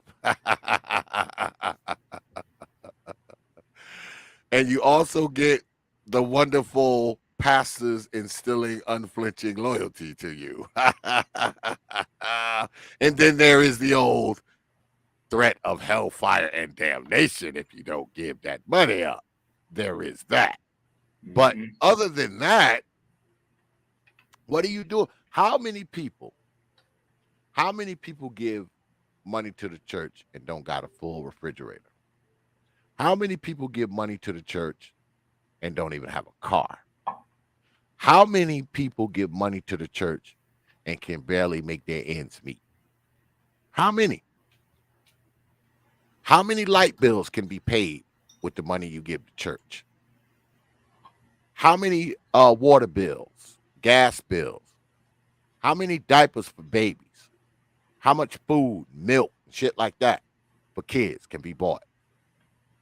You're sitting around talking about you ain't got no car. You save that money up for a couple years that you giving the pastor, you can buy you a car. You save, if you one of those big donors who come in there and give the pastor $2 and $3 and $4 and $500 every goddamn Sunday, shit, you can have a car in a year. Shit, you could a down payment on a house. After a couple years, you done literally gave the pastor a down payment on a house. And they're not audited or nothing. Nope. They're You not giving audited. the pastor all this money and you don't own a house? Shame on you. Shame on you. Shame. And you know, that's none of the churches, they're not audited. No one knows. And there are very few institutions. I don't think any other institution outside of certain government institutions that can actually be able to say that they collect that level of money, of resources, of money, of finances from individuals and have no accounting of where that money's, how that money's used. I don't think I mean, it's only some governmental institutions that can boast that. Corporations, corporations can't do that. There has to be an accounting for where money is being spent, but not churches. Nope. I don't think, and I'm really sitting there thinking, what institution can do that? I don't know of no institution that can actually do that outside of, say, the IRS. And the IRS, no, that's a bad one. You know, outside of say the Secret Service, you'll never know what they're spending their money on, outside of what you can actually see. How much you spend on the military, you never see what they're spending their money on outside of what you can see. So I can only think of government institutions that can boast of that type of reality, to where they can collect that type of money tax free and not have an accountant in terms of where you're spending it, how that money's being spent. I bet you any money, if churches had to do that, there would be far less churches, especially in the Black community. Because now they're gonna say, what are you doing with the money? Are you doing any counseling services? or you paying people's light bills as poor, all that type of stuff. They can't say that now because they're not doing it. And they're not doing it because they don't have to have an accountant of where their money is being spent. These people, especially a lot of these hole in the wall churches with pastors with other jobs, they are doing everything that they can to make it to where they can just do preaching as their job. Yeah. That is one job. That is one thing that I learned about these churches and how they grow and all of that. A lot of these churches, you know, that's in the Black community, they're pastored by people who also have jobs. But they are doing everything that they can to grow their church enough to where they don't have to do nothing but fucking preach and collect money. That's it. That's it. That's how a lot of these churches got big. Multi-million-dollar freaking. That's right. Multi-million-dollar church complexes, man. Or what they'll do, they'll start to consolidate, especially the small. They'll start to consolidate. You start seeing these church mergers and stuff like that. People don't know that's what happens. Well, that's what happens a lot of times. You start seeing some of these churches, they go out. Next thing you know, you saw, oh man, hey, Deacon Jones, I saw you in another church. He's in that church now because they didn't merge. Yeah. It's a racket, man. It says here that many of these men, such as Dr. Dollar and T.D. Jakes, all have viable businesses. Mm-hmm. Bishop Jakes has been putting books out since the early 90s and has directed movies. And Dr. Dollar, the doctor, means he's a PhD. He was a psychology counselor for years, making $150 an hour. And he has books out. And he has a record label that's under the Universal Music Group with Grammy nominee artists. When these men put books out, they get $1 million contracts. White ministers also come in for stick refinances. Joel Osteen has not taken a salary from his Houston megachurch for 2 years. He owns one house, the same one he and his wife Victoria have lived in for 13 years. And until recently, he drove a 9-year-old car he inherited from his late father. Osteen pays his own hotel bills, and there is no private jet. Although the upbeat minister does take collections at services, netting an estimated $43 million a year, Osteen does not ask for money on his broadcasts, which reach an estimated 7 million viewers weekly in the U.S. and 100 other countries. Nonetheless, an additional $30 million comes through the mail. His most recent book deal earned him a $13 million advance. Now, it says the Senate doesn't even have the proper jurisdiction to look into nonprofit organizations that the IRS's dealings. The Bible says this clearly: when you seek him first and nothing else, great rewards will clearly come your way. That is a The Lord takes pleasure in the prosperity of his servants.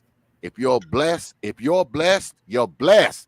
And I believe that's the crux of it, right? Mm-hmm. The Lord takes pleasure in the prosperity of his servants.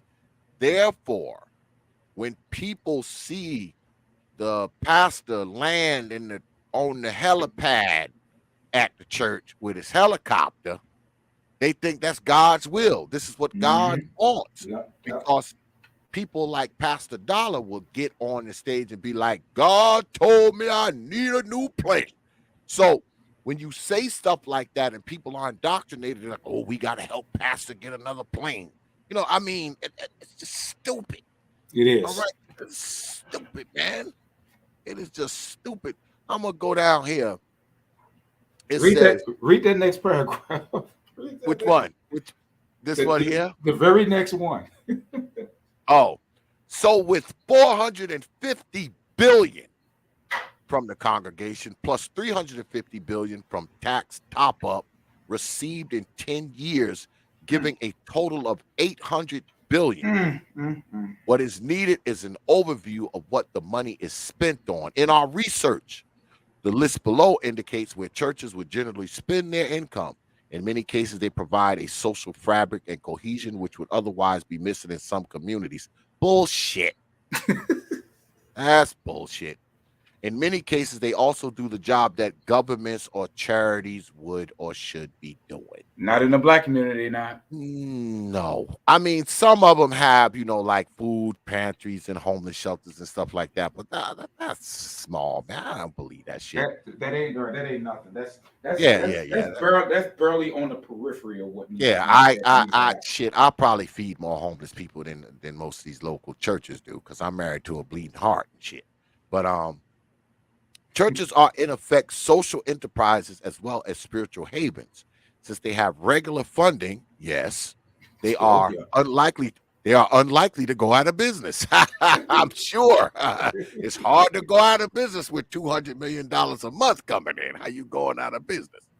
Though people have known to move from church to church, so decreasing the income of the previous church.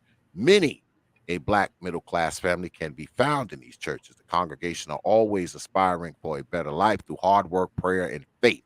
It's a social fabric which needs to be maintained and does much good for society. BS. BS. All right. Missionary outreach to the local community. What that would be is people who actually walk the street and try to, spread the good news. I don't see any of that here. The only people I see, all right, in this particular county is the Jehovah's Witnesses and the Mormons. You see a lot of them here. I know that's how it is here. You don't see a lot of people who go to like Protestant churches or, the Church of God in Christ. You don't see them walking around, man. You No. see the Jehovah's Witnesses and the Mormons. That's who you see walking around like in the neighborhoods, knock on your door with the Bible in their hand, wanna give you the good news. I think I've been down here. I've been living down here now for 8 years. All right. Next month will be 8 years I've been down here. I think I've seen a church person walking around, doing like a missionary outreach like once. All right. Sit in the whole 8 years. I see the Mormons and the Jehovah's Witnesses. I see them all the time. They're always walking around in the neighborhood all the time. But those Protestants, no, you don't see no black church folk walking around. You don't see them.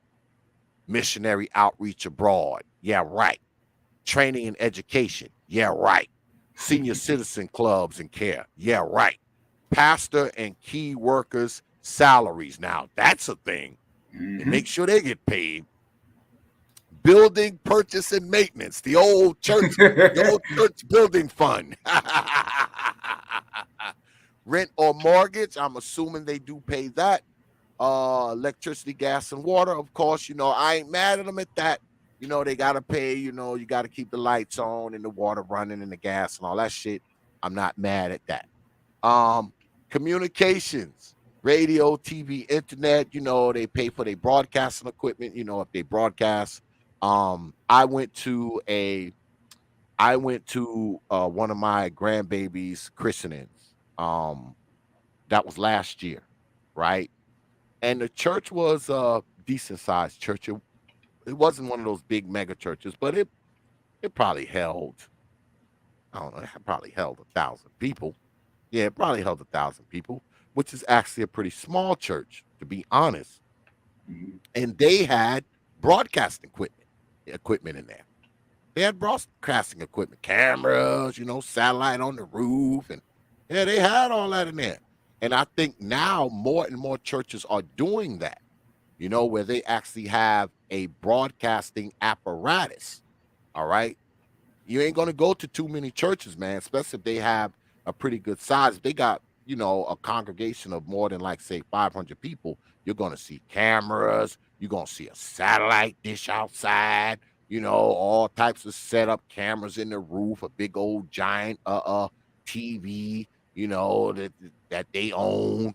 You're going to see that. So that's a thing now with most churches, especially if they're decent size.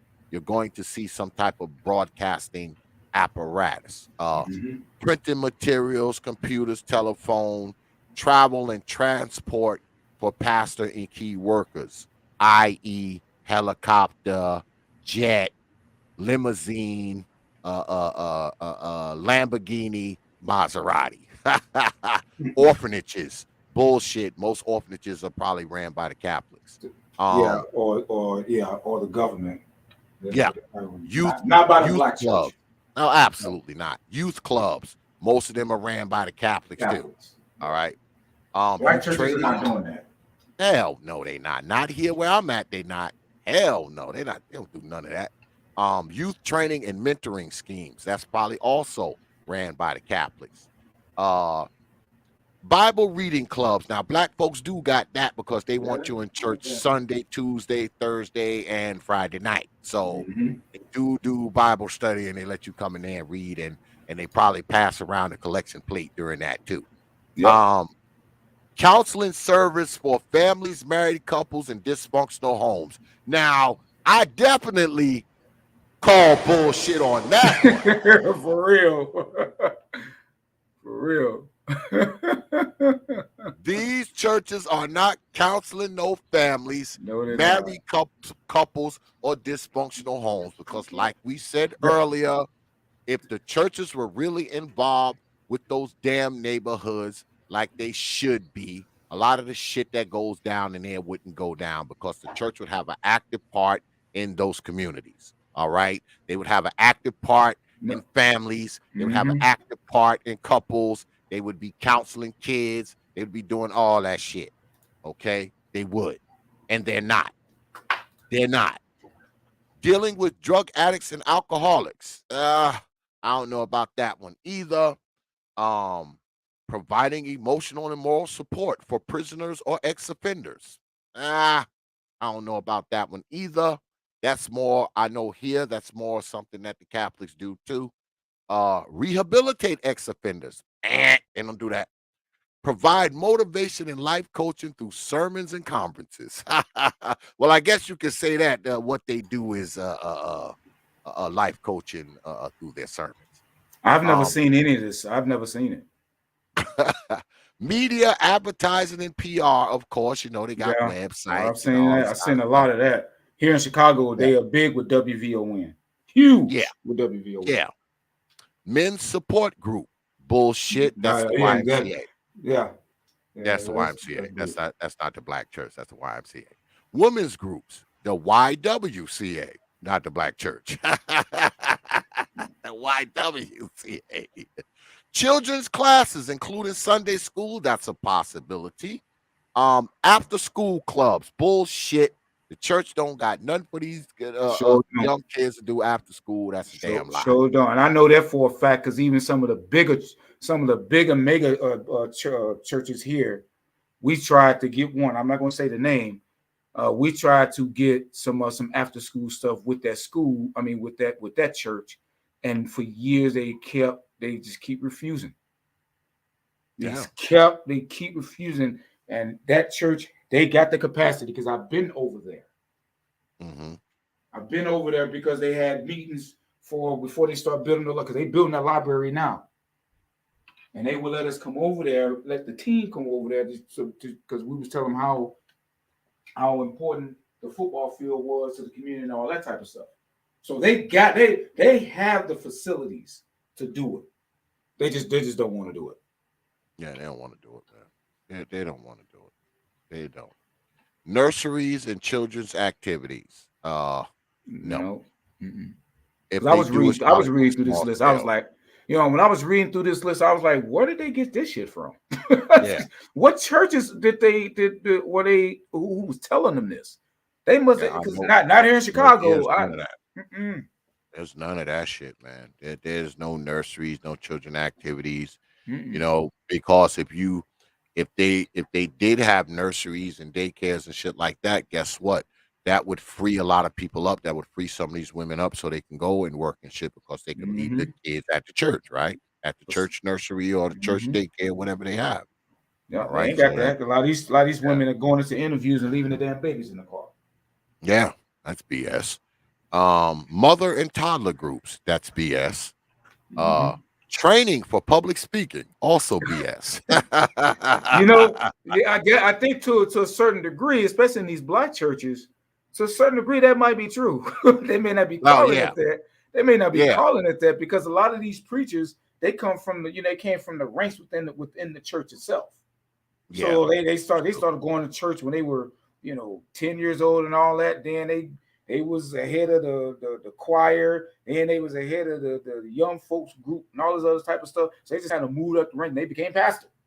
They learned how to speak publicly. So I guess there's a way you can look at. The black churches are doing that, but it's not calling it that. We'll give them 50-50 on that one. We'll give them 50-50 on that one. Musical instruments training. I don't know about that one either. Choir. I don't know about that one either. Choir. Yeah. Well, there is the choir groups, solo singing opportunities for a ready audience. I guess if you want to call that something, if you sing in the choir, I guess that kind of, gives you a musical ear and tone and shit like that, depending on how deep you're into it. So I'll give them that one. Providing employment for many. I don't know about that one either. I guess if it's a mega church, if it's one of those, because you need a lot of people to run it. You need a lot of people to run it. But if it's just like a regular, like a regular small church, I mean, how many people are getting paid in there besides the pastor? Right. How many people getting paid in that? Yeah, the mega ones you need, you need a whole administrative staff. Yes. You need accountants. Yeah. But they have a facility. Yeah. It's those churches, man, somebody like Jake's, that size church, man, you got a facility. So, you got a compound. So, of course, you got to have, you hiring, maintenance guys, you hiring administrator, security, accountants, so that is true. But if you got like a little church with 500 people in the congregation, you probably don't have all of that. You may got somebody who come in and they clean the church and cut the grass and trim the bushes and stuff like that. And maybe the deacon is an accountant and he gives his time that way, that type of stuff. Yeah. The deacon, he cut the grass. He cut the grass and blow the parking lot off, shit like that. So it's not like, that's only if you got a mega church. You got a mega church, I'll give you that. You got people who work it. You got to pay them. I'll give them that one. But the majority of this list is BS. Yeah, it is. Right? It is. The majority of this list is freaking BS. I don't believe most of it. I just don't believe most of it. Now, I got to go back to this $800 billion thing, right? And that's just in a 10-year span. And people need to really wrap their minds around this. So you got 800 billion within that 10. So that's what, 80 billion a year? Mm-hmm. Get your calculator out, brother X. Get your calculator out, and tell me, divide 800 billion into 12, and tell me what you can't make this shit up. Cannot make it up.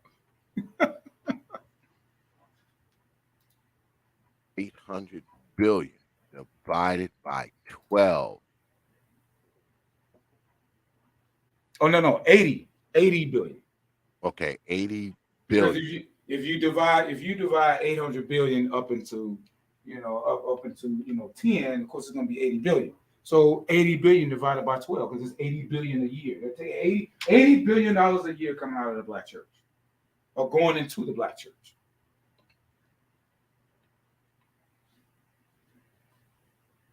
The number is going to stagger you.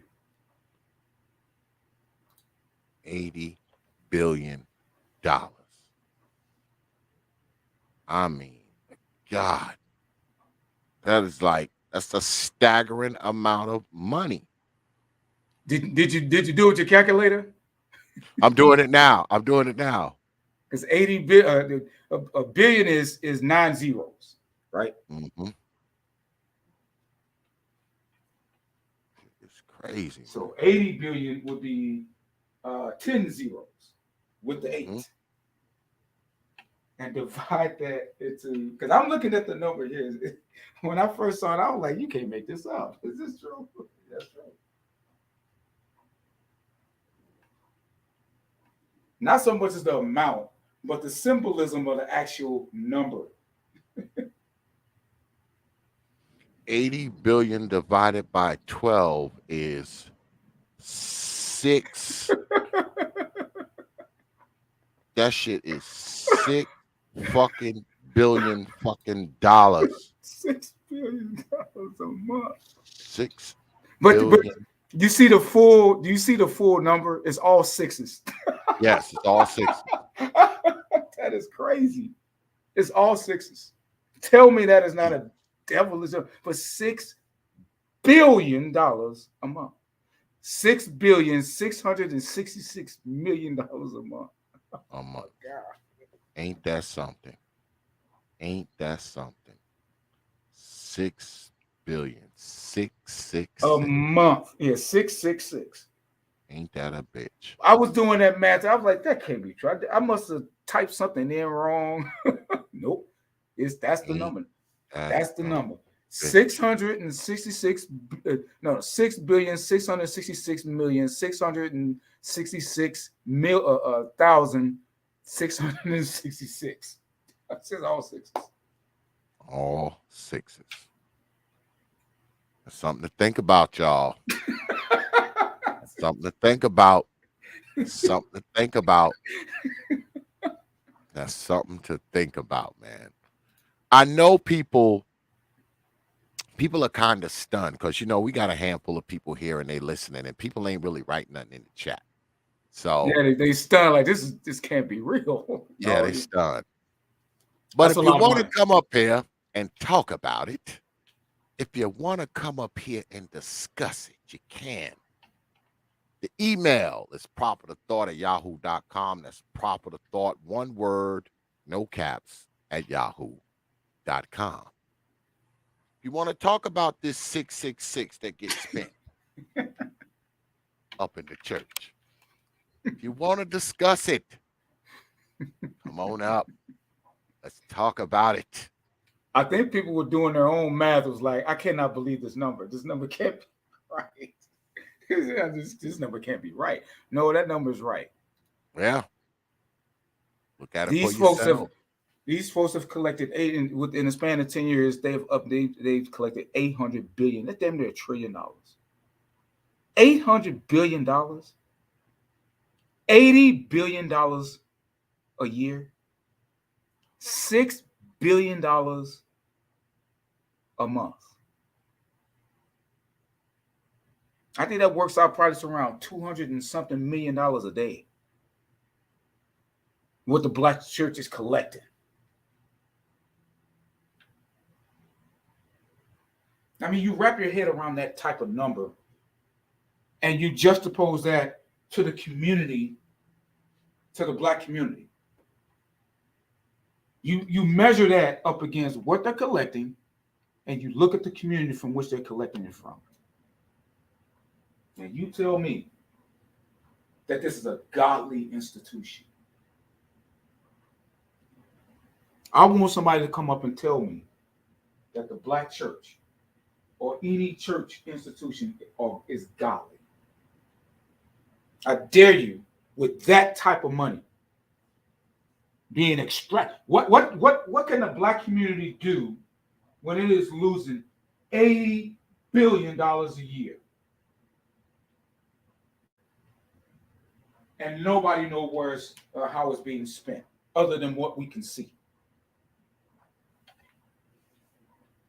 What can the black community do? We claim that we don't have any resources. The black community is starving of resources. You're starving your fucking self because you're going and giving your money away. You're giving $6 billion a month to churches. You complain that we ain't got no money, but we got $6 billion a month to give to black churches.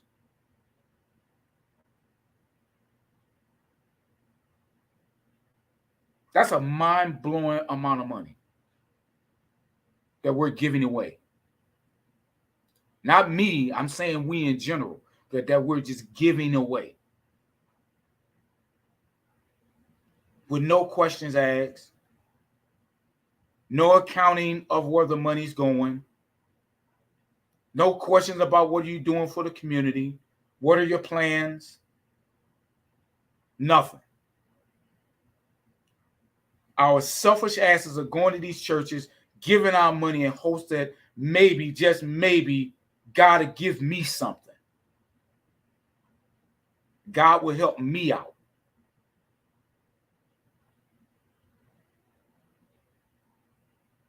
I'm going to say it again. God ain't going to do a goddamn thing for you that you can't do for yourself.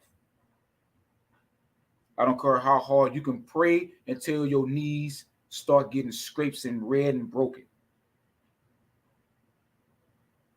It ain't happening, because if you got it within yourself to do it, he's not going to do it. Now, what you can do is pray to him to give you the strength that you need and the skills and whatever else that you need to achieve whatever said goal.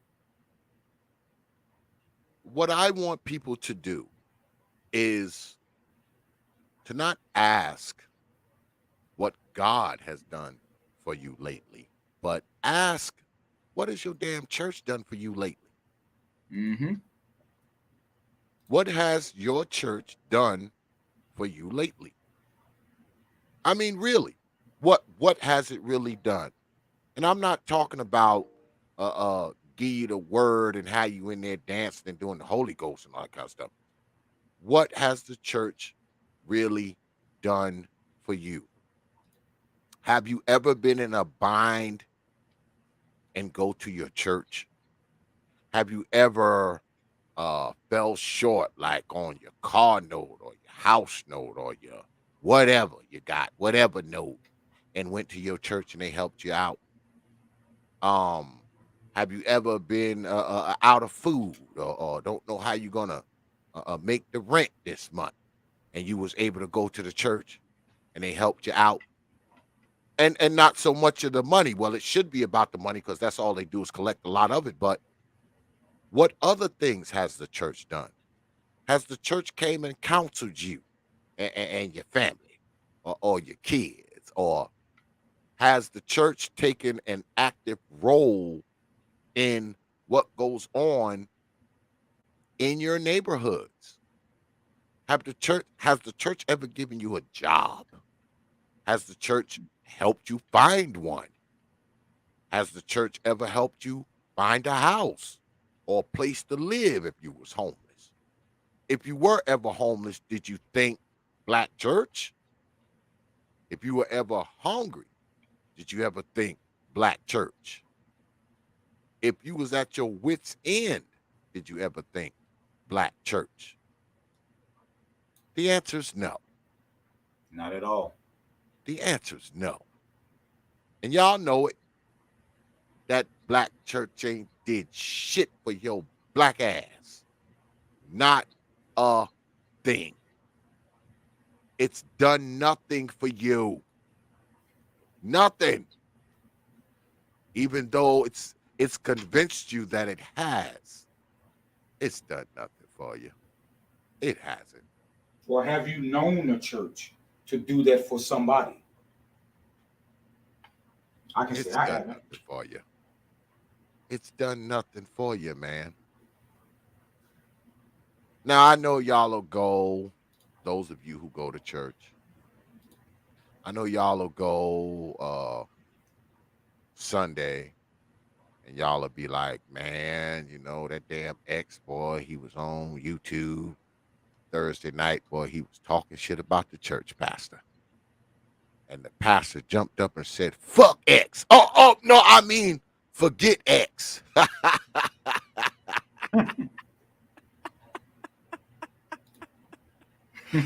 But like I always say, though, man, in all seriousness, I don't want to dissuade you from going to church. I mean, you believe in going to the institution, you believe in God, you're a Christian, whatever. I mean, I don't want to dissuade you from that. But what I would hope, okay, what I would hope you would do is take in account how you live and how your pastor lives. All right? You work a 9 to 5 every week. You work hard for your money. You go in, you hand him your money, and he stand up there and preach for an hour or two on Sunday morning, Then he gets in his Lamborghini and he leaves. Now, think about where the church is. Think about the neighborhood that the church is in. If it's one of them old ran down neighborhoods, you can rest assured the pastor don't live there, even though you do. You do. He doesn't. He comes into that neighborhood like he Jesus on a donkey. Preach the word to you, then hurry up and get the hell out of there. And ask yourself this. How often do you see your pastor walking amongst the people that he preaches to? How often? And I'm not talking about when they do their revivals and their church cookouts and fish fries and all some kind of nonsense. I'm talking about how often do you actually see him amongst the people? How often? How often do you see his wife amongst the people? How often? How often do you see the pastor or anybody else from the church pay you a visit? How often does that pastor have people at that church where he's actually doing marriage counseling? Because I know that's something that pastors used to do, because I know my grandfather used to do it. They like counsel people for marriage. They counsel them before marriage and all that kind of stuff. How many of y'all know pastors that do that? Used to be the first place that married couples would go to the pastor. Absolutely. How often have you seen it or heard of it? How often? That's what I want you to think about. Like I said, I don't want to disparage you from going to church or disparage, the word or any of that. Absolutely not. But I don't want you to be blindly, just going to church and pumping all this money into an institution that you're not getting anything from, man, because you think that this is what God wants you to do. And maybe it is. I don't know. I'm not the one to tell you that. But if you got this pastor that the only time you see him is Sunday morning at church, you got this pastor who ain't amongst the people, you got this pastor who driving a $80,000 automobile and your ass walking, you got this pastor who always hammering you about giving money to the church, you got this church where the church building fund has been a fund for the past 9 years, and the thermometer has never moved. You might want to stop and think. And you might just want to leave your damn wallet at home, too. Just a thought.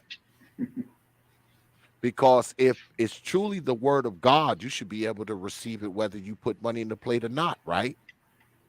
Or is the word of God only for people who can pay for it? I didn't know the word of God had a price on it. I didn't know you had to, like I said, hand over a W-2 before you can become a member of a church. Those are the things you need to think about, man. Spend your money however you want. But just be wary, man, of, why you're spending it and who you're spending it with. Now, if you think you're getting your money's worth out of it, so be it.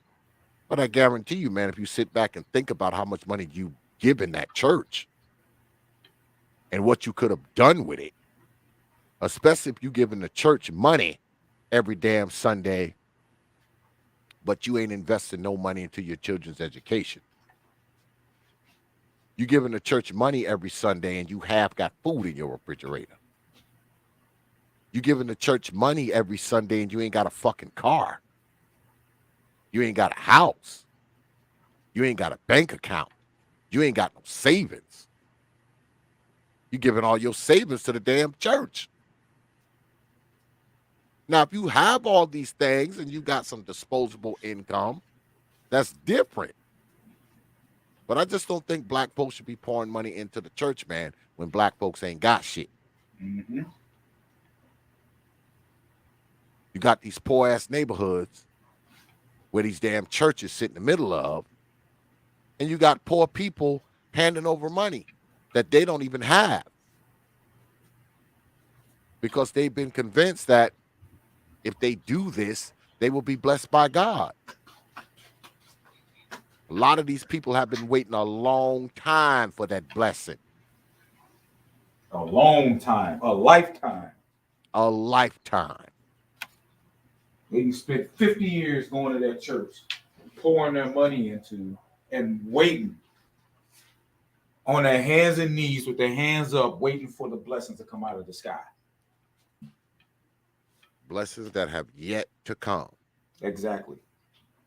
So when we think about who's spending the church's money, we know who's spending it. The pastor's spending it. But he's not spending it on the people.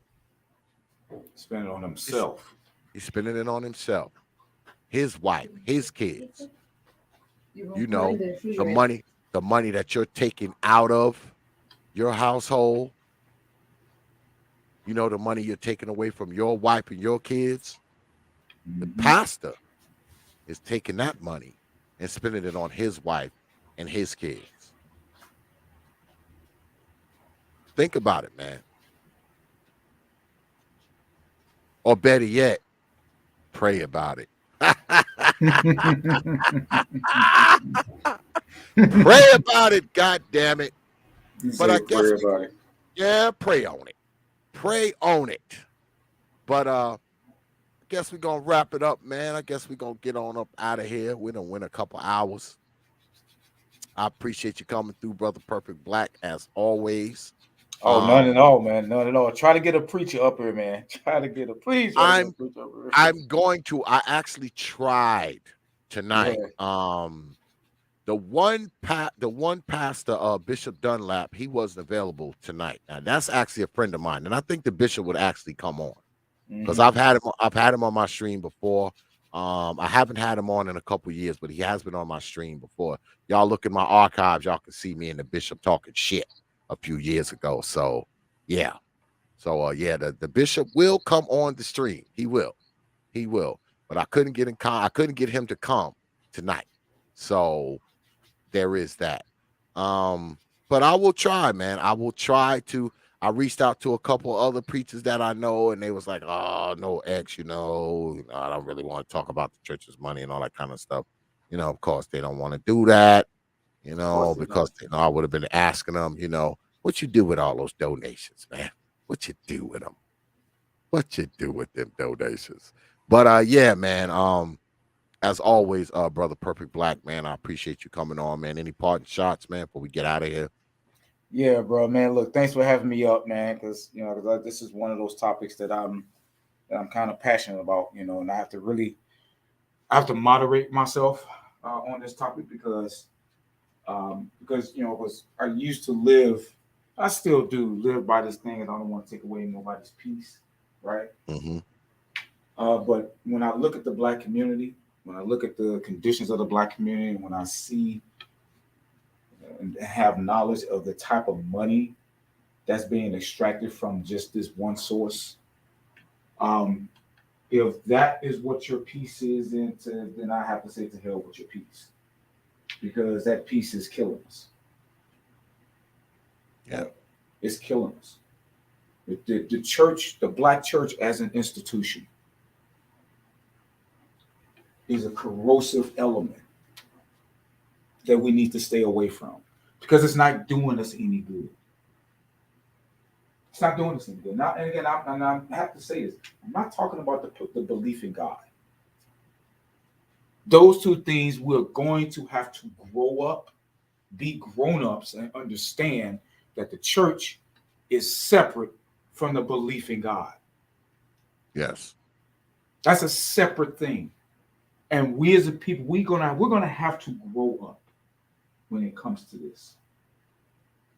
And as right now, we're still infants. Hell, we haven't even grown up politically. We're babies when it comes to really putting the church in its proper perspective and giving them the proper responsibility. Right now, it's out of whack. And it's killing us, and we don't even know it. Every week we go to church to drink arsenic, and we're told it's wine. And because it comes from the man of God, man of the cloth, it's okay. Yeah. But this institution is choking us, it's suffocating us. Is it the reason why? Does it it's not killing us with racism or anything like that? Nope. But it is preventing us, at least on a financial level, from doing the things that we need to do. It's preventing us from moving forward. When you collect that type of money and have nothing to show for it, in my eyes, you can be called nothing but the devil. You can be called nothing but Satan. Because all you're doing is the devil's work. To take that much money from poor people and poor communities and do nothing and give nothing in return, you are indeed the devil. So thanks for having me up, bro. Absolutely, man. Anytime, brother. You already know what it is. Peace. Peace, peace, peace. Yeah, good folk. I think we're gonna go ahead, wrap it up. But before we go, y'all know always I gotta hit y'all in the head with T.P.O.T's programming notes. Because we got a few shows coming up tomorrow, as a matter of fact. The one and only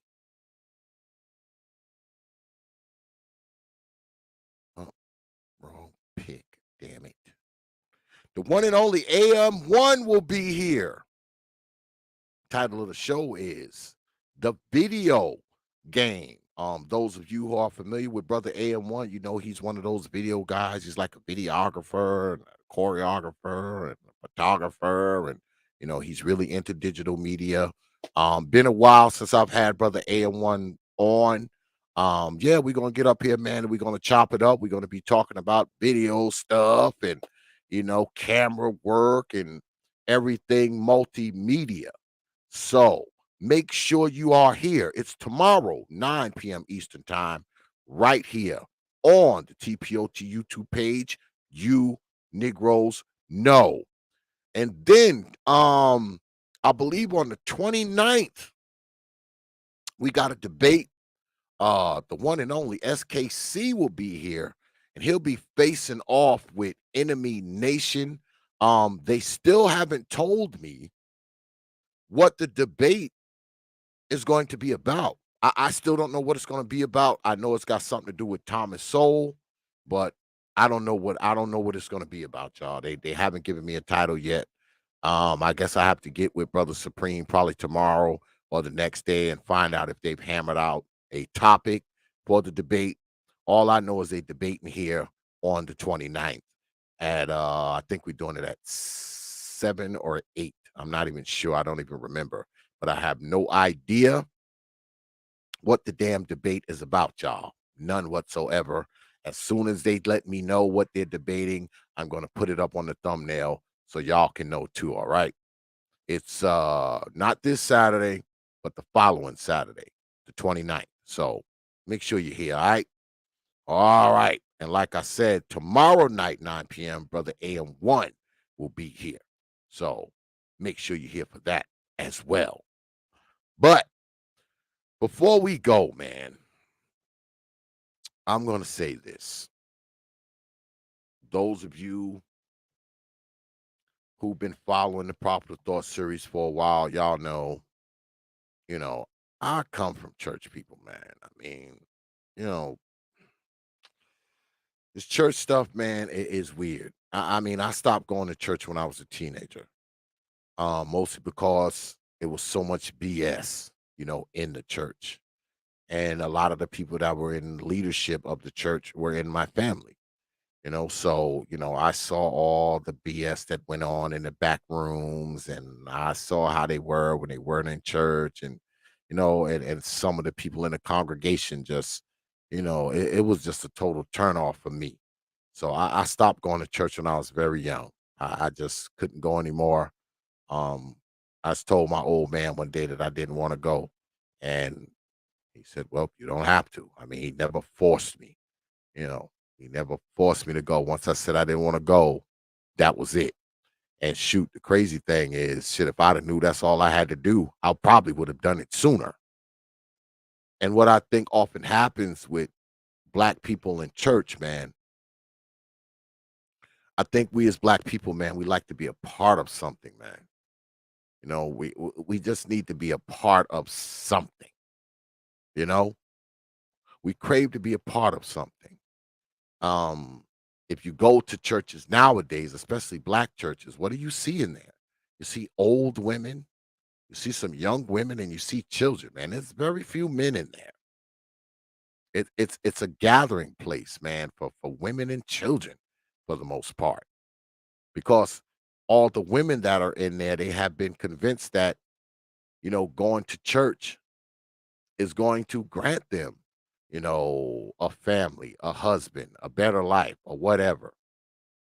And it's some of the older women too. You got women in there in their 50s and 60s still praying for their husbands. Or the pastor himself has become the pseudo husband in a sense, right? He's the one damn man in their life that they listen to, right? He's the one damn man that has them convinced. He's the one damn man that can give them instruction, counsel, guidance, and they take heed to it. At least they do on Sunday. He's the one damn man that can say whatever he wants to them, and they don't have a problem with it. They don't get that pastor no attitude, do they? Those women in that church, when that pastor go to talking, boy, they stand up, boy, and them hands go in the air, boy, and they reaching for God.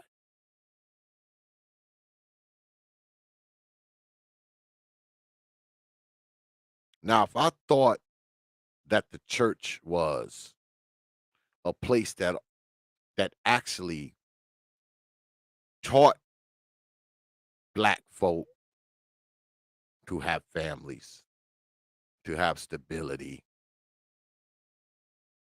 to be decent folk, I probably wouldn't have the problems that I have with it. But I don't believe it, man. And maybe I'm wrong, but I don't believe it. Now, don't get me wrong. I'm pretty sure there's some churches out there that are good churches, and the pastors who run them are real men of God and the whole nine. But from what I've seen, man, over the course of my life with these churches, a lot of these churches are corrupt. A lot of these churches are full of crap. They're not helping anybody do anything. All they're helping the black folks do is remain the same, remain poor, remain in the hood, remain in those mind frames that don't have them moving forward at all.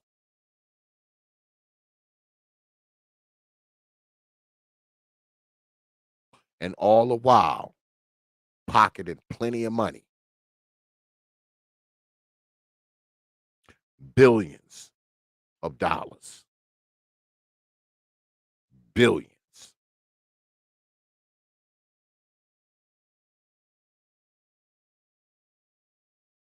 And like I said, who's spending the church's money?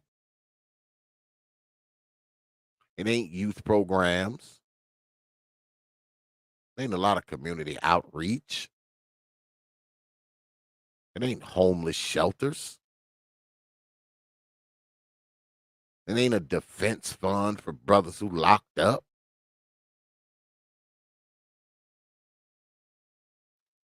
It ain't programs to help people.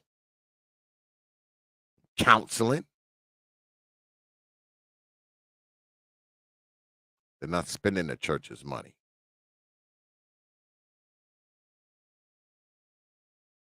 The church is spending the church's money. The Negro in his robe up here. Negro in his robe right here. He's spending the church's money. Because I guarantee you, even though he worked less than you, put in less hours than you, I bet you he got a nicer house than you. I bet he drive a nicer car than you.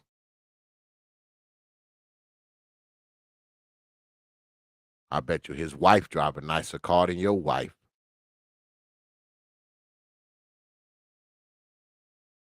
Bet you his wife got more jewelry and fur coats and fur hats and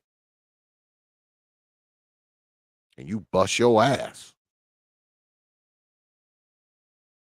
You put in goddamn 60, 70 hours a week.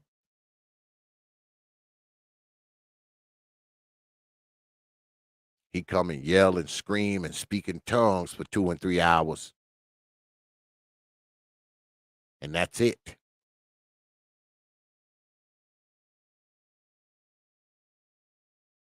You pay him every Sunday to tell you how evil you are. How much you sin against God.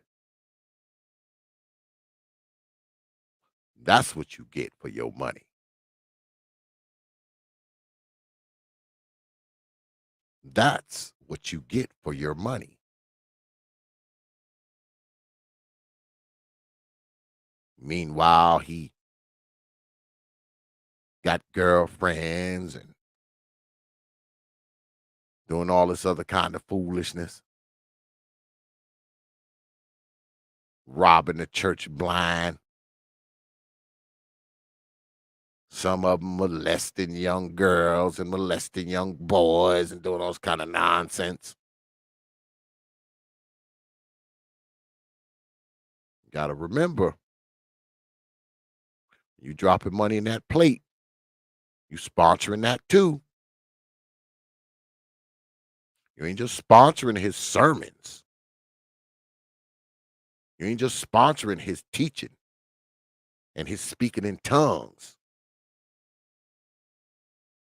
You're sponsoring whatever else he's doing. Whatever fornicating he's doing. Whatever blaspheming he's doing. You're sponsoring that too.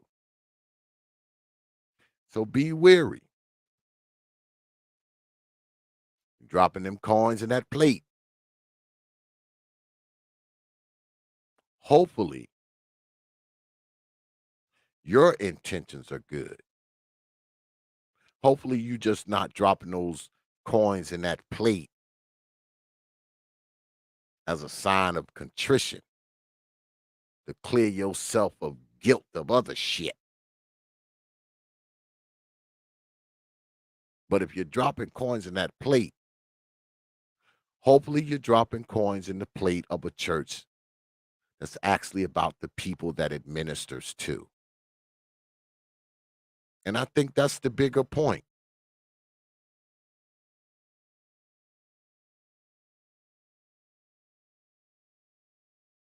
The church should be about the people that it ministers to. Not just about getting paid, man. Shouldn't be about getting paid.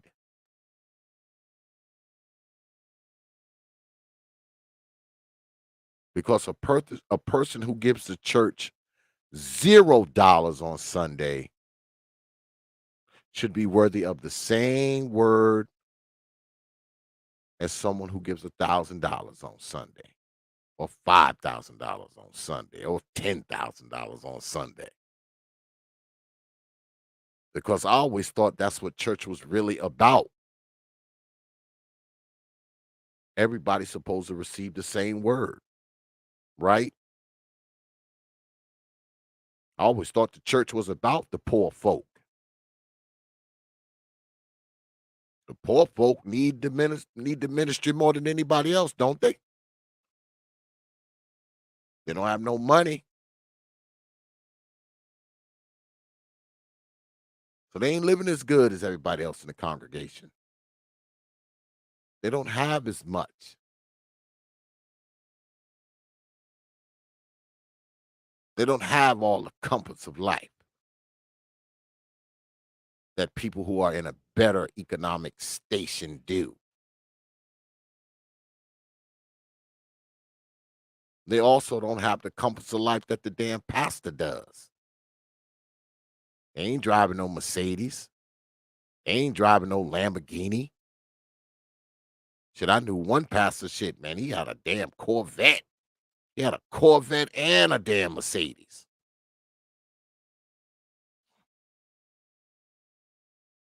Paid for by his congregation. But nothing, that's nothing, right? Creflo Dollar, his congregation bought him a damn jet, right?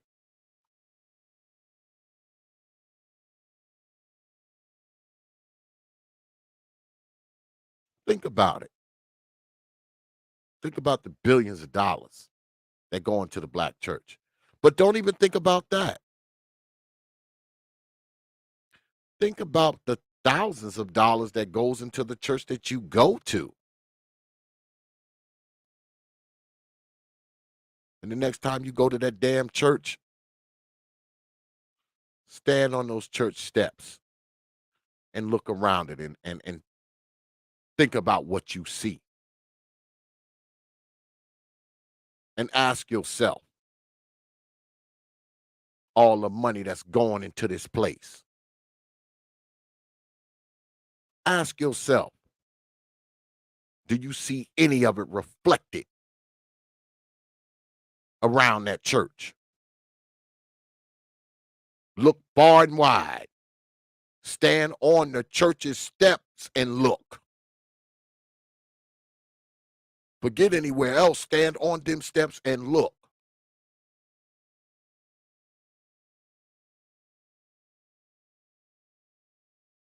And hit me up on my email. Send me some pictures. Because I'm pretty sure you won't see any of that money that goes into that building reflected from them steps.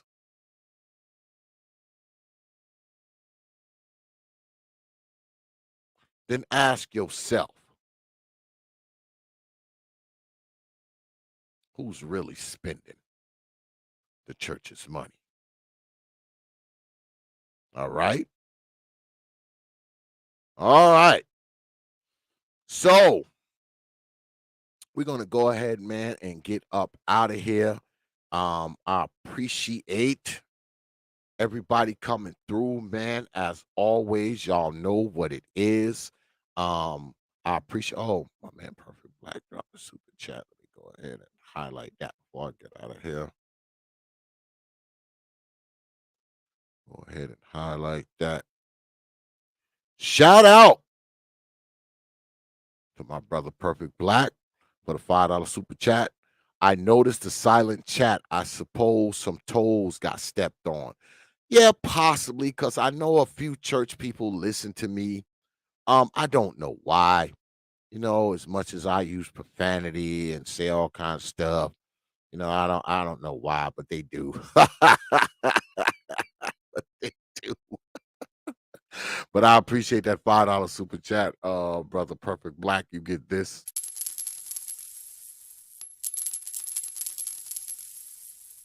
I appreciate you dropping your hard-earned coins on this platform. Yeah, man, I appreciate everybody coming through tonight, man. You know, I appreciate all the super chats, but more important, I appreciate your participation, man. You could have been anywhere on a Thursday night. You decided to be here. It is appreciated. Like I said, we throwing down tomorrow, 9 p.m. Eastern time. Brother AM1 will be in the house. Yeah. So we might do something this weekend. I'm not sure. I got some things kind of in the blender. We might do something this weekend. I'm not sure.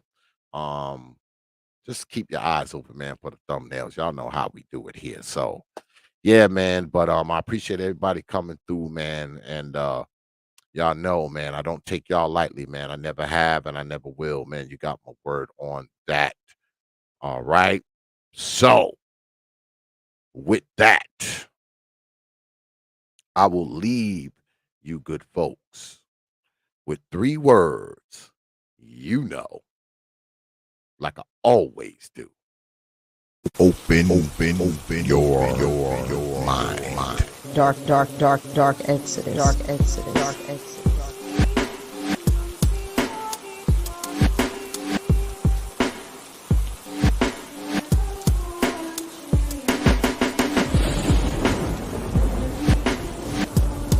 The protester.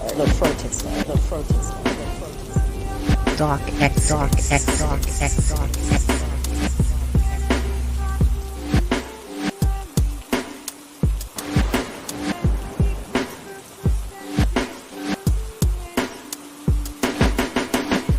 Open your mind.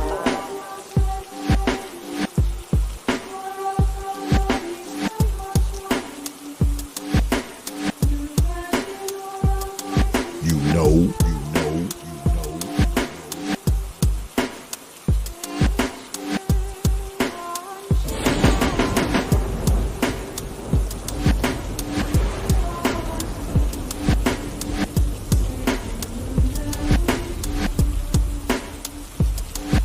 Yeah, X.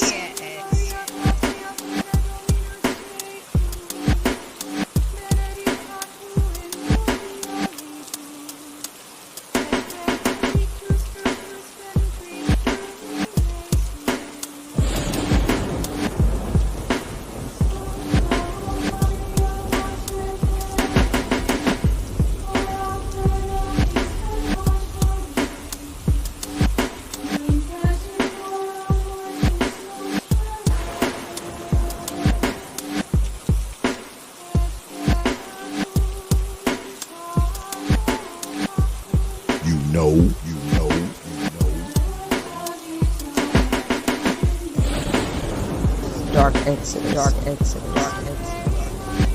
You understand?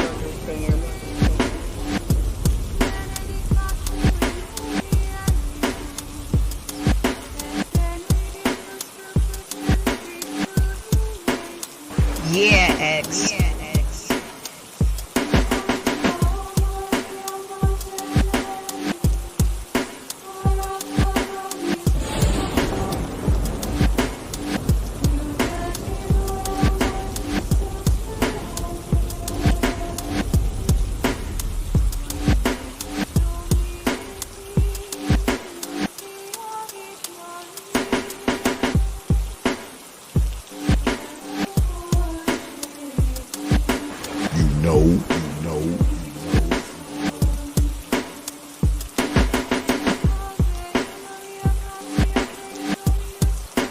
You understand?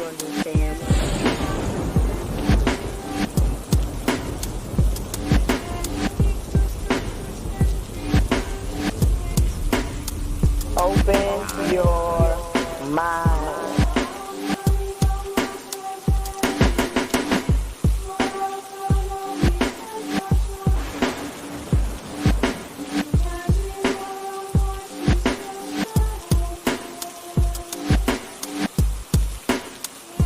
Dark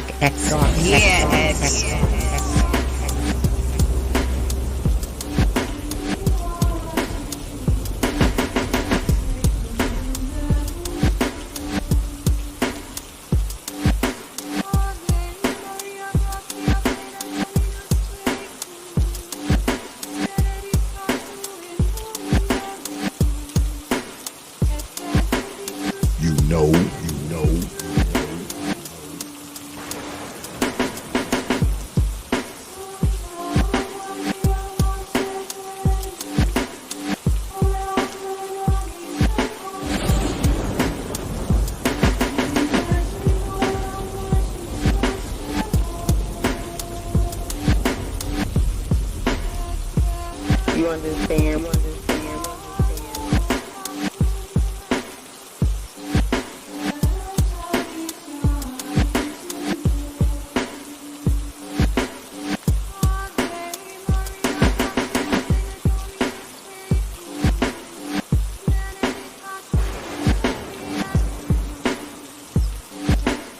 Yeah, X.